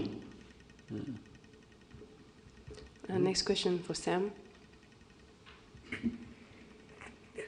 Thank you, Your Excellency. Short. Thank you. My name is Sam Karenze. I work for SKFM. My question is about Rwanda and the Arsenal deal through the Visit Rwanda initiative. Arsenal. Oh, we won last night. Did you see it? I'm also an Arsenal diehard fan. Good. So, what is the problem? After 8 years working with Arsenal through Visit Rwanda, they recently announced that they won't be renewing the contract. Your Excellency, what's the reason behind the decision of not renewing? And if you can tell us about some news allowing that. I mean, 8 years is not a short period, I think you understand. Sure. I mean the news around that the decision is this one, I got your point. A result of pressure from European countries but we still have. We have Atletico Madrid, we have PSG. These are European countries. They are based in European countries. So that can't be the issue. But the issue is when maybe sometimes, while for me, and I will continue, it has nothing to do with the contract. I will continue being Arsenal fan, of course. I even go and watch in their stadium football when I have time and so on. But a partnership like that one we had been having for 8 years is a commercial partnership. A commercial partnership can be reviewed on different grounds. Either party may say, I'm not, because it has to be, it was being negotiated every year. It has to be negotiated every season. I mean, not every year. We agree, let's say we negotiate it like today. maybe it goes 2 years or 3 years, and then you have another one, whatever period people have agreed. It could be a renewal every year, it could be renewal every 2 years or 3. So the reason for renewal is to look at whether new conditions demand different things from either party.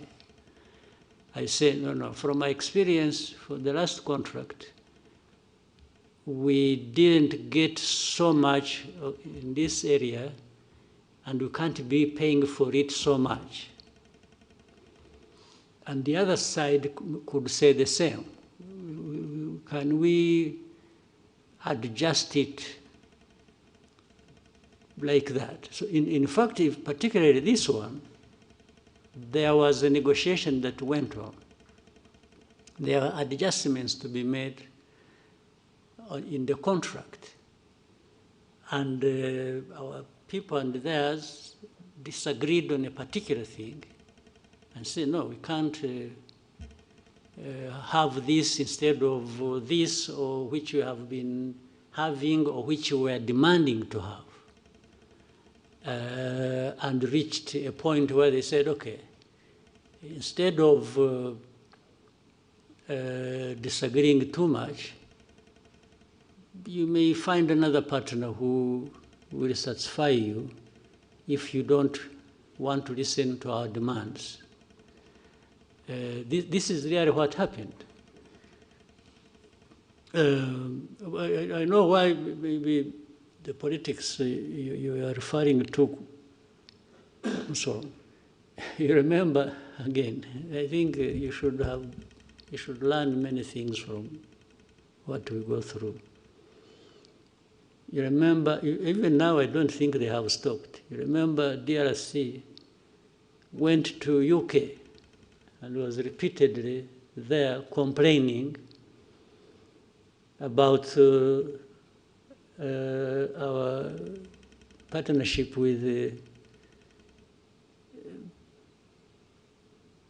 Arsenal, and saying, no, you can't do that with the country that is, all kinds of things, telling them stories that they went there from the beginning of this conflict. They repeatedly made it an issue. Actually, they also went to PSG. It's not just... so it didn't work.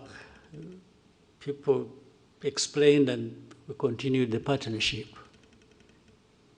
And it was during that time that we even had more partners. You remember Atletico Madrid came later.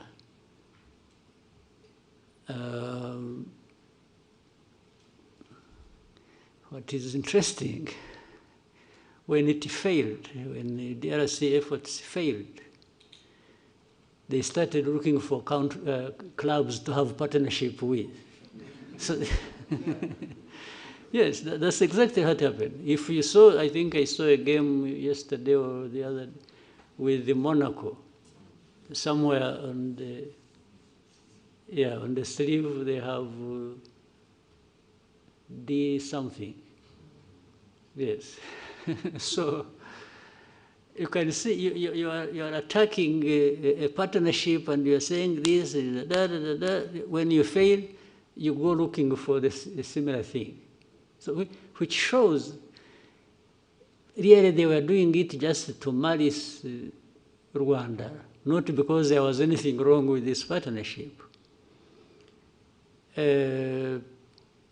Unless we want to overstretch it and assume that among the people who have the influence or who are part of the authorities to decide were Tottenham fans. So you can understand they would want to kill this one. So that is what happened. There's nothing dramatic about it.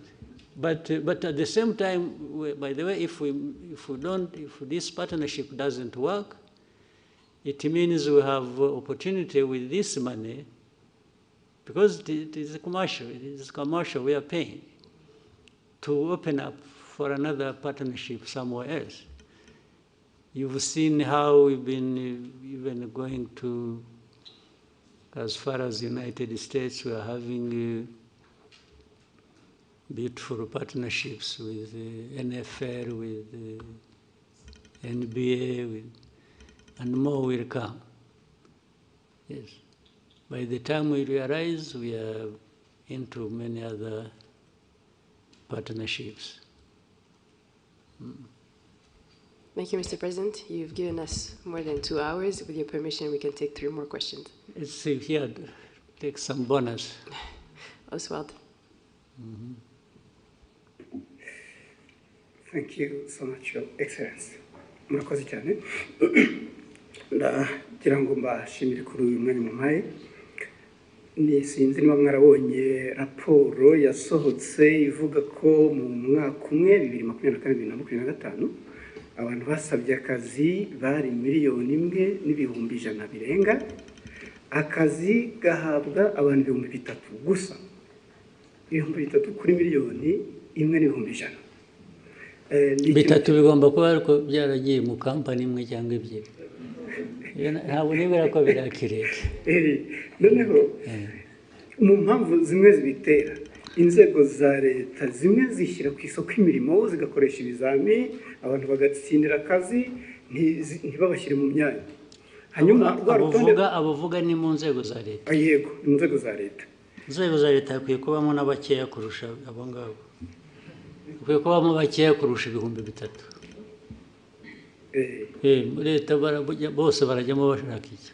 1,000,000 urayishyira muri leta ijye ikora iki? Nyakubahwa Perezida wa Repubulika, ikibazo ntabwo ari uwo mubare w'abakora muri leta, ahubwo abo bavunika bakora ibizamini. Ntabwo bose babikoze nabiyandikishe basaba akazi. Ababikoze ntekereza ko bagera muri 500. No kugira ngo baringanize.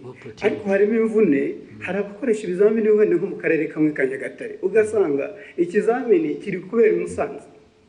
Hari n'umudepite ejo bundi wavuze ati kugira ngo duce intege abo basaba akazi bakina, hajyaho amafaranga ku bashaka akazi.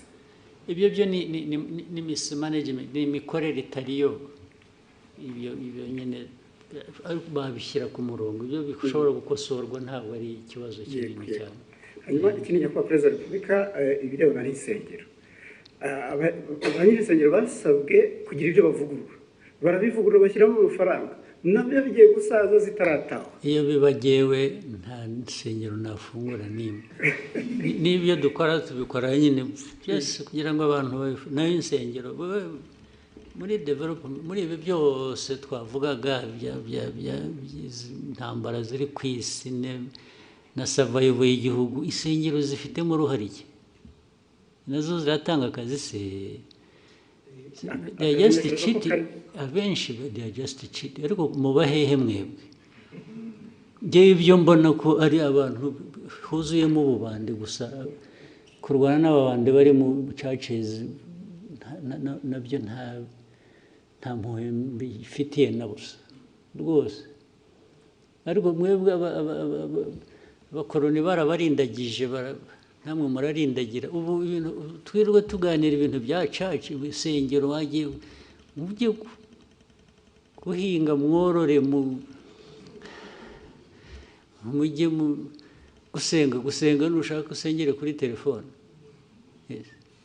Ibyo churches aho byaturutse ntuhazi. Churches ahantu hose ziri, ahubwo ndetse buriya nuko dushaka gushyira ibintu mu kuri, ntitudashaka guhutaza abantu, tugira kwigisha, naho hafunzwe nke.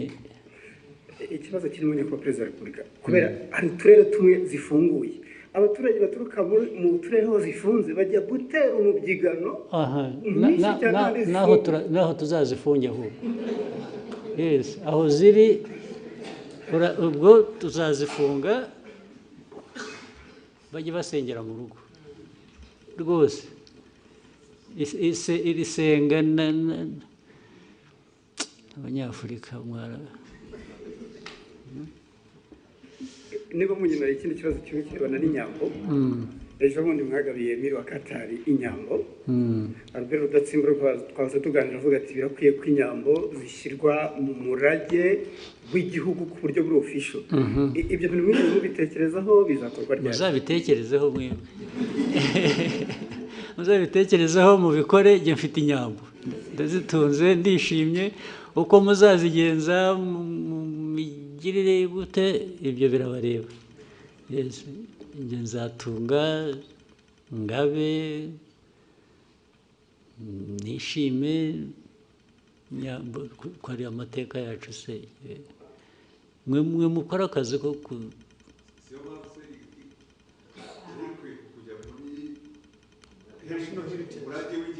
ibyo birabareba muzabishyiremo ngewe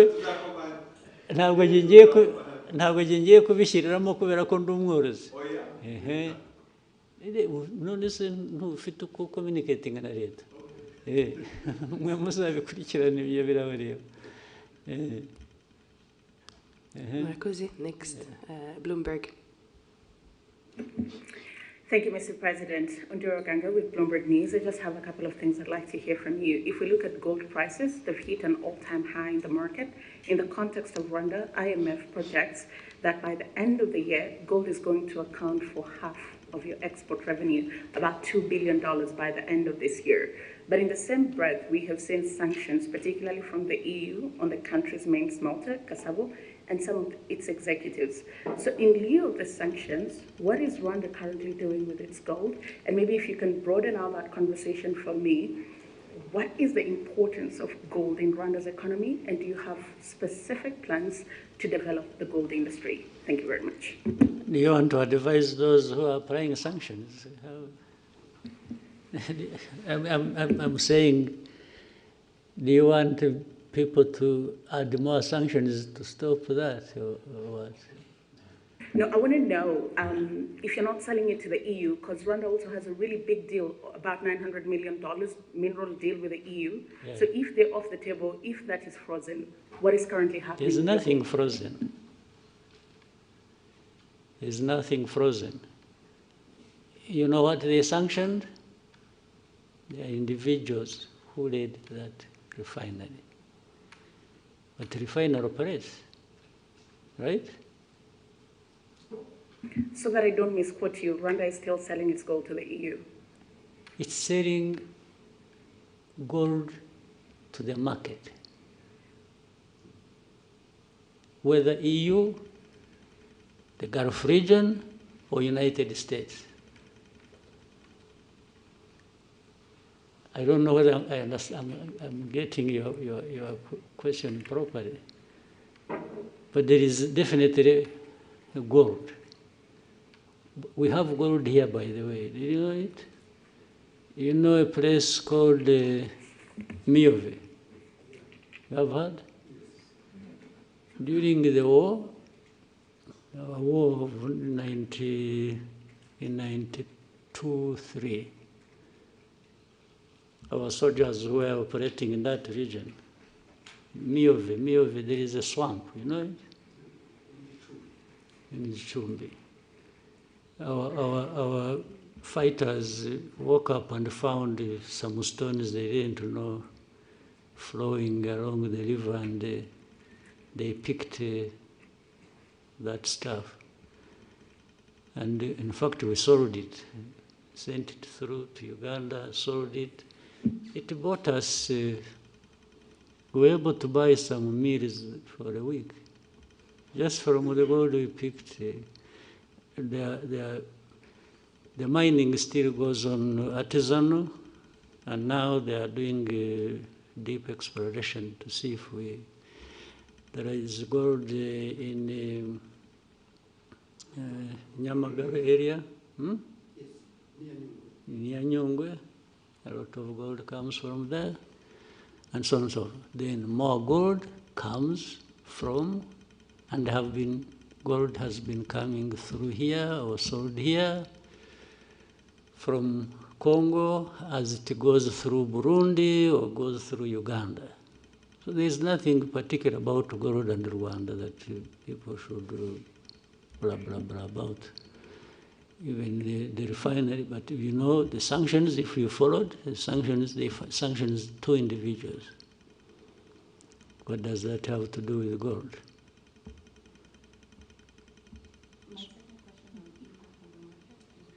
Impact of Rwanda on the market, or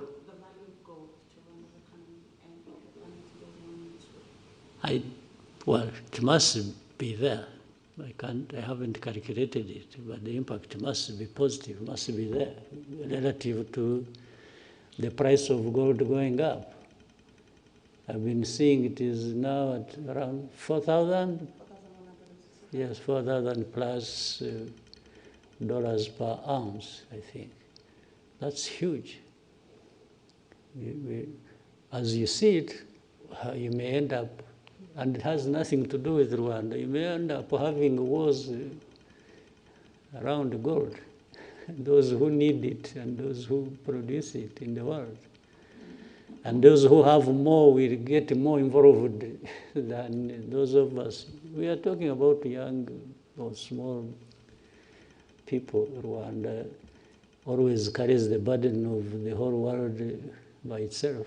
You know, there are people doing everything, even in a worse form than probably we're accused of, but they prefer to point at Rwanda for everything. Can you imagine Rwanda being a point of reference to do with this global network of gold trade?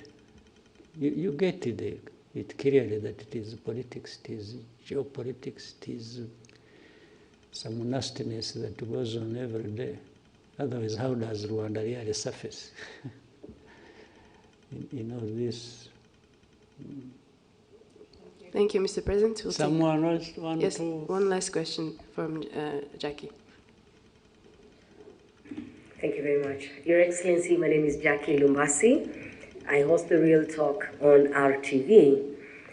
And Your Excellency, what I do on this program is try to bring out the person behind the title. There's a former Prime Minister who was once asked what was the toughest part about his job, and he said the toughest part of his job was parenting his son.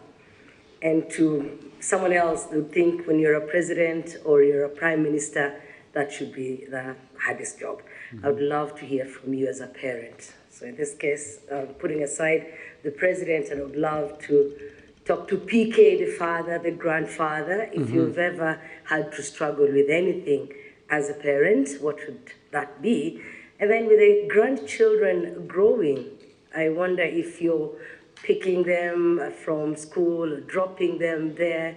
What have they done lately that got you smiling? Some of the images that I've seen online of you, the most beautiful images are those of you around your family. So clearly, the family means a lot to you. And so as you also talk to Rwanda's young people about preserving what we have built as a country, protecting what we have, someone could think maybe you're not talking to your children as well. They could try to put them on the side.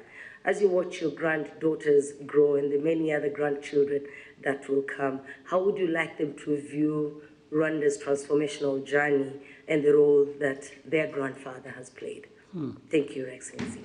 That sounds like a long story to tell.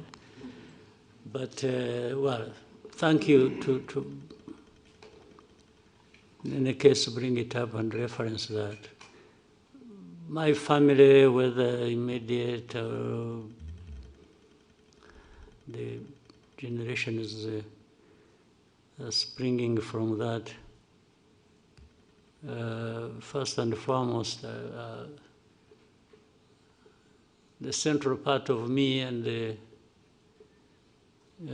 what I do and how I do it, but above all, I enjoy it. I enjoy family. I don't find any problems except running around with children so they don't break their legs or fingers or something, but it's all enjoyable, 100%. But in doing that, you want your own children or those from them, as they grow up, to just be decent people in their lives.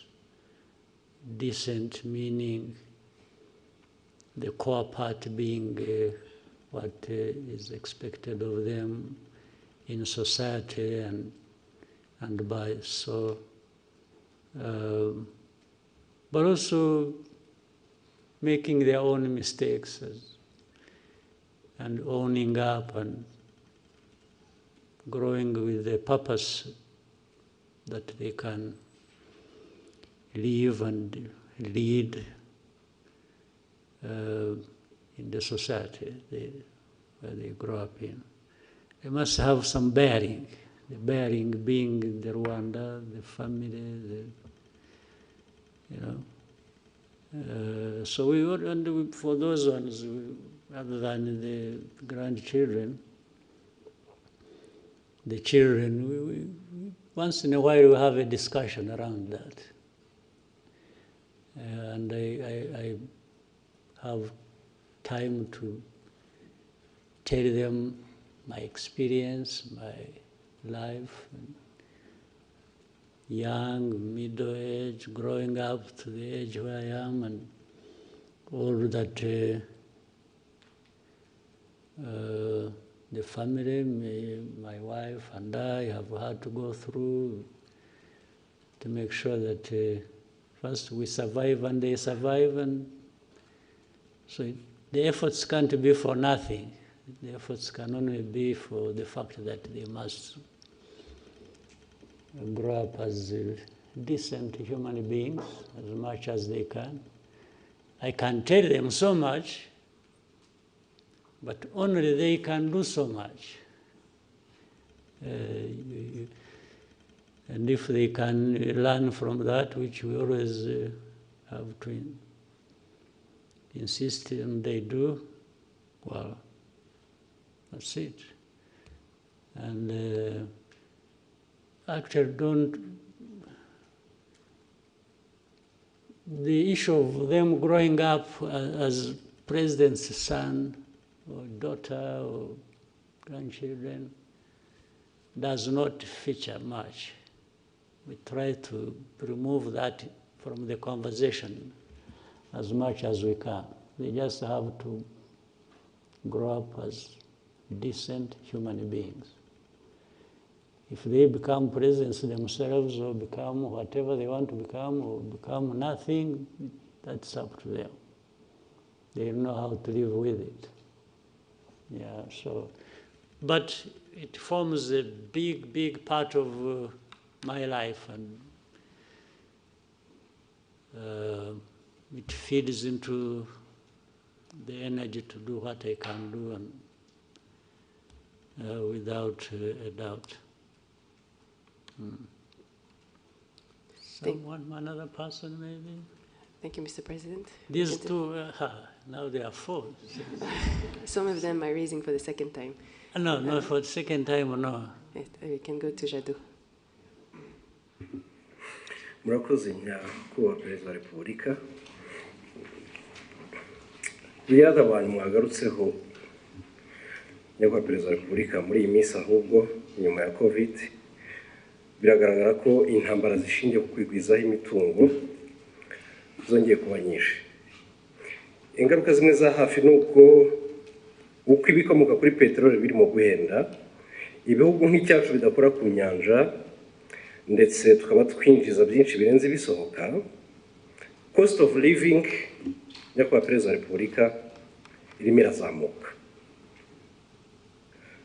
Nkaba mvuga nti ko bigaragara ko ibyinjira mu gihugu birimo bihagera bihenze, ibikomoka kuri peteroli bigahenda, mu kubigura umunyarwanda ku isoko ibiciro bikaba bitoroshye, ingamba zibacyuho za leta y'u Rwanda zo mu gihe gito cyangwa se ku buryo burambye zaba ari izihe nyakubahwa Perezida wa Repubulika? Usibye ibyo bibazo biriho kandi bimwe byumvikana tugomba guhora dushakira umuti, reka tubanze tunahere gusubiza amaso inyuma urebe aho tuvuye n'aho tugeze n'ubukungu actually buhora bukura buri mwaka. Ubu turi mu ba mbere ku isi bafite ubukungu bukura, nuko ari igihugu cyangwa ari ubukungu bukeya gusa. Ntabwo ari igihugu kinini, ntabwo ari ekonomi nini, igihugu gitoya, ariko ubukungu bwacu buhora bukura buri mwaka. N'umwaka ushize n'uyu nguyu biragaragara ko turagenda tujya hejuru iteka ya 7.7%. Ntabwo ukwiye kwibwira ko biva ku busa. Niyo urebye n'imibereho y'abaturage mu myaka 20 ishize yakomeje irushaho, abaturage umubare wabo uriyongera, ariko n'imibereho yabo igenda yiyongera, byaba buhoro gato, byabaho byihuta, ariko biriyongera, ntabwo bisubira inyuma. Ibijyanye rero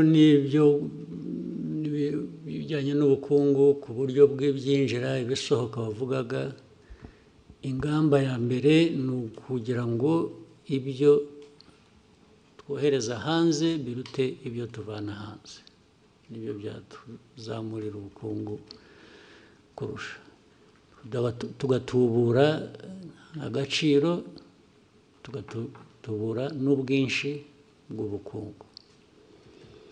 Izo nizo ngamba. Buri kintu cyose dukora biva mu bintu byinshi bitandukanye. Iyo ugiye kureba no mu bukerarugendo, igihugu gisurwa, abantu bava hanze, mu mwaka nyirango ushize barenze miliyoni n'ibihumbi 300 cyangwa 400, amafaranga avuyemo arenga miliyoni 600.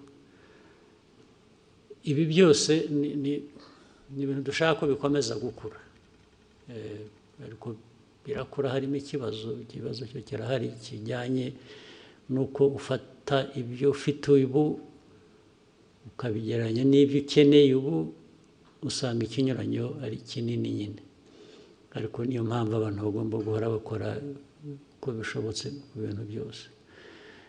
Rero guteza imbere inganda, guteza imbere ubucuruzi ndetse bw'ibiva hanze bukaza bwubaka ibyo dukora mu gihugu. Hari ibintu byinshi tumaze kunyuramo byari bikwiye kuba bitwigisha uko dukwiriye kuba tubikora. Icyo navuga rero ni ugukorana, ni ugukorera hamwe, kugira ngo abaturage n'abatwumva bumve ko ingorane zo zirahari, ariko inzira irahari yo kuzivamo, kandi hari ibikorwa ugereranyije ndetse n'ahandi usanga turi mu ba mbere bagenda bagerageza gukora ibishoboka. Thank you, Mr. President. We may take one last one from Fola. I think you have to do a lot of tombora. Thank you, Mr. President. My name is Fola from the Radio Masterclass, Lagos, Nigeria. I want to ask you a question, sir, about women.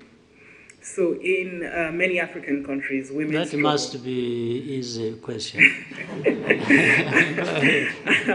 I'm sure that it is. So it's about women and access to reproductive health. I have been in Rwanda for 3 years now, and I have seen from personal experience that Rwanda has actually made significant progress in expanding access, because I can confirm that IUDs that are costing women in some of the countries as much as $300 have been given in hospitals for free here. So my question is, what deliberate policies and investments or institutional reforms did Rwanda do for this to be possible? And what steps would you urge other African leaders to take if they want to replicate this success in making sure that women have this affordable reproductive health services for women? Thank you, sir. Well, I don't want to advise anybody for avoidance of being misunderstood. But the first thing is for people to have in their minds, one, importance of women as a big part of their society, their population, and make sure that you look at the whole population and you look at the different categories of that population, where it is the young people, it's the women, it's men, that is the starting point. And as long as you put, in some cases you may look at the population, you say, oh, you want your population to be this, to do this, but at the same time you are just doing the ordinary thing, and in most cases you are just thinking about men, because they are the ones who are even at the top there thinking and doing things, as in some cases, due to the imbalance we have had in our politics and society. But if you think of women and their specific needs, but also build their involvement around that, you will get the rest right. Therefore, in thinking about good health for your population, you must be seeing certain things that affect different groups. As I said, children, they have different needs in society when it comes to their health. Then we can say men, you can say, but particularly women in this case, and so on and so forth, so that you go fixing. But you are here looking at them under health, but the society that you are managing and that you have to do the best for. This is where it starts from. If you don't start from here, the rest goes wrong. Yes, and so for those who would want to share anything with us, and some of the things we do, we've learned from other people as well, from different places, about different aspects. We learn very quickly from other people, and then, so that is, there's nothing so much technical about it in isolation. It is just thinking about health, thinking about your people, thinking about women, and as you think about the rest, the children and the rest, and then you go into these categories and say, what are the specific needs? So under that umbrella and the budget and so on, you break down and create resources for each aspect. That's all you do.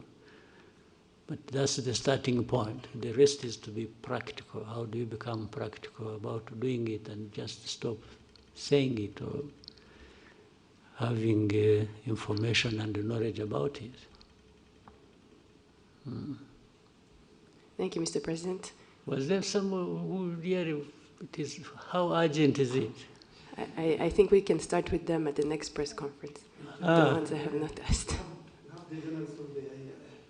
Who is this? Okay, let's hear from...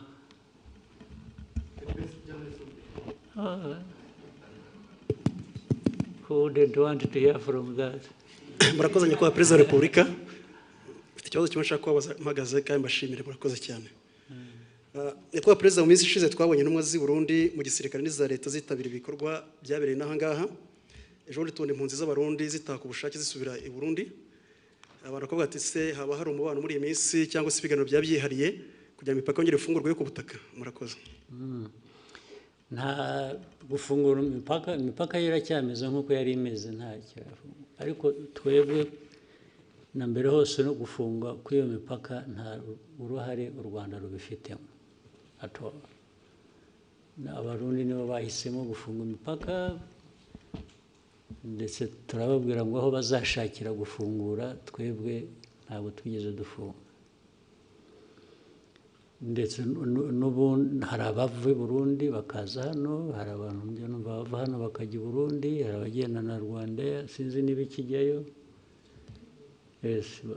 bagenda so ariko hagati aho muri uko gushakisha twabana dute birenze ibi birushijeho kuba byaba byiza, abantu baravugana twe nta na rimwe tugize dushaka guturana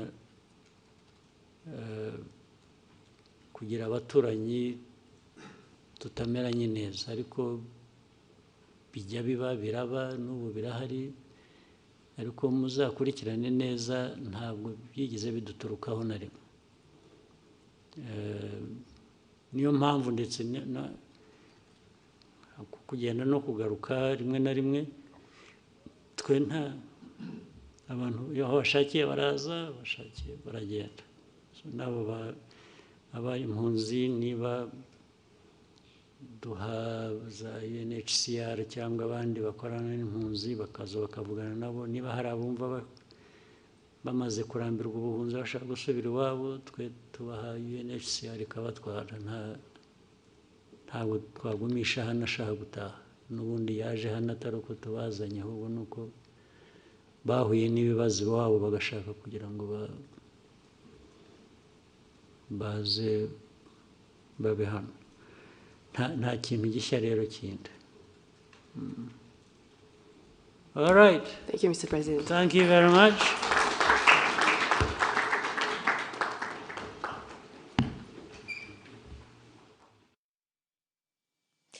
Naha ikiganiro cyahuzaga nyakubahwa Perezida wa Repubulika Paul Kagame n'itangazamakuru gisoreje mu gice cya kabiri, hagarutswe ku ngingo zitandukanye nk'uko mwagiye mubikurikira, ariko wenda reka tugaruke kuri zimwe muri zo. Umukuru w'igihugu yagarutse ku kibazo cy'umutwe w'abaje.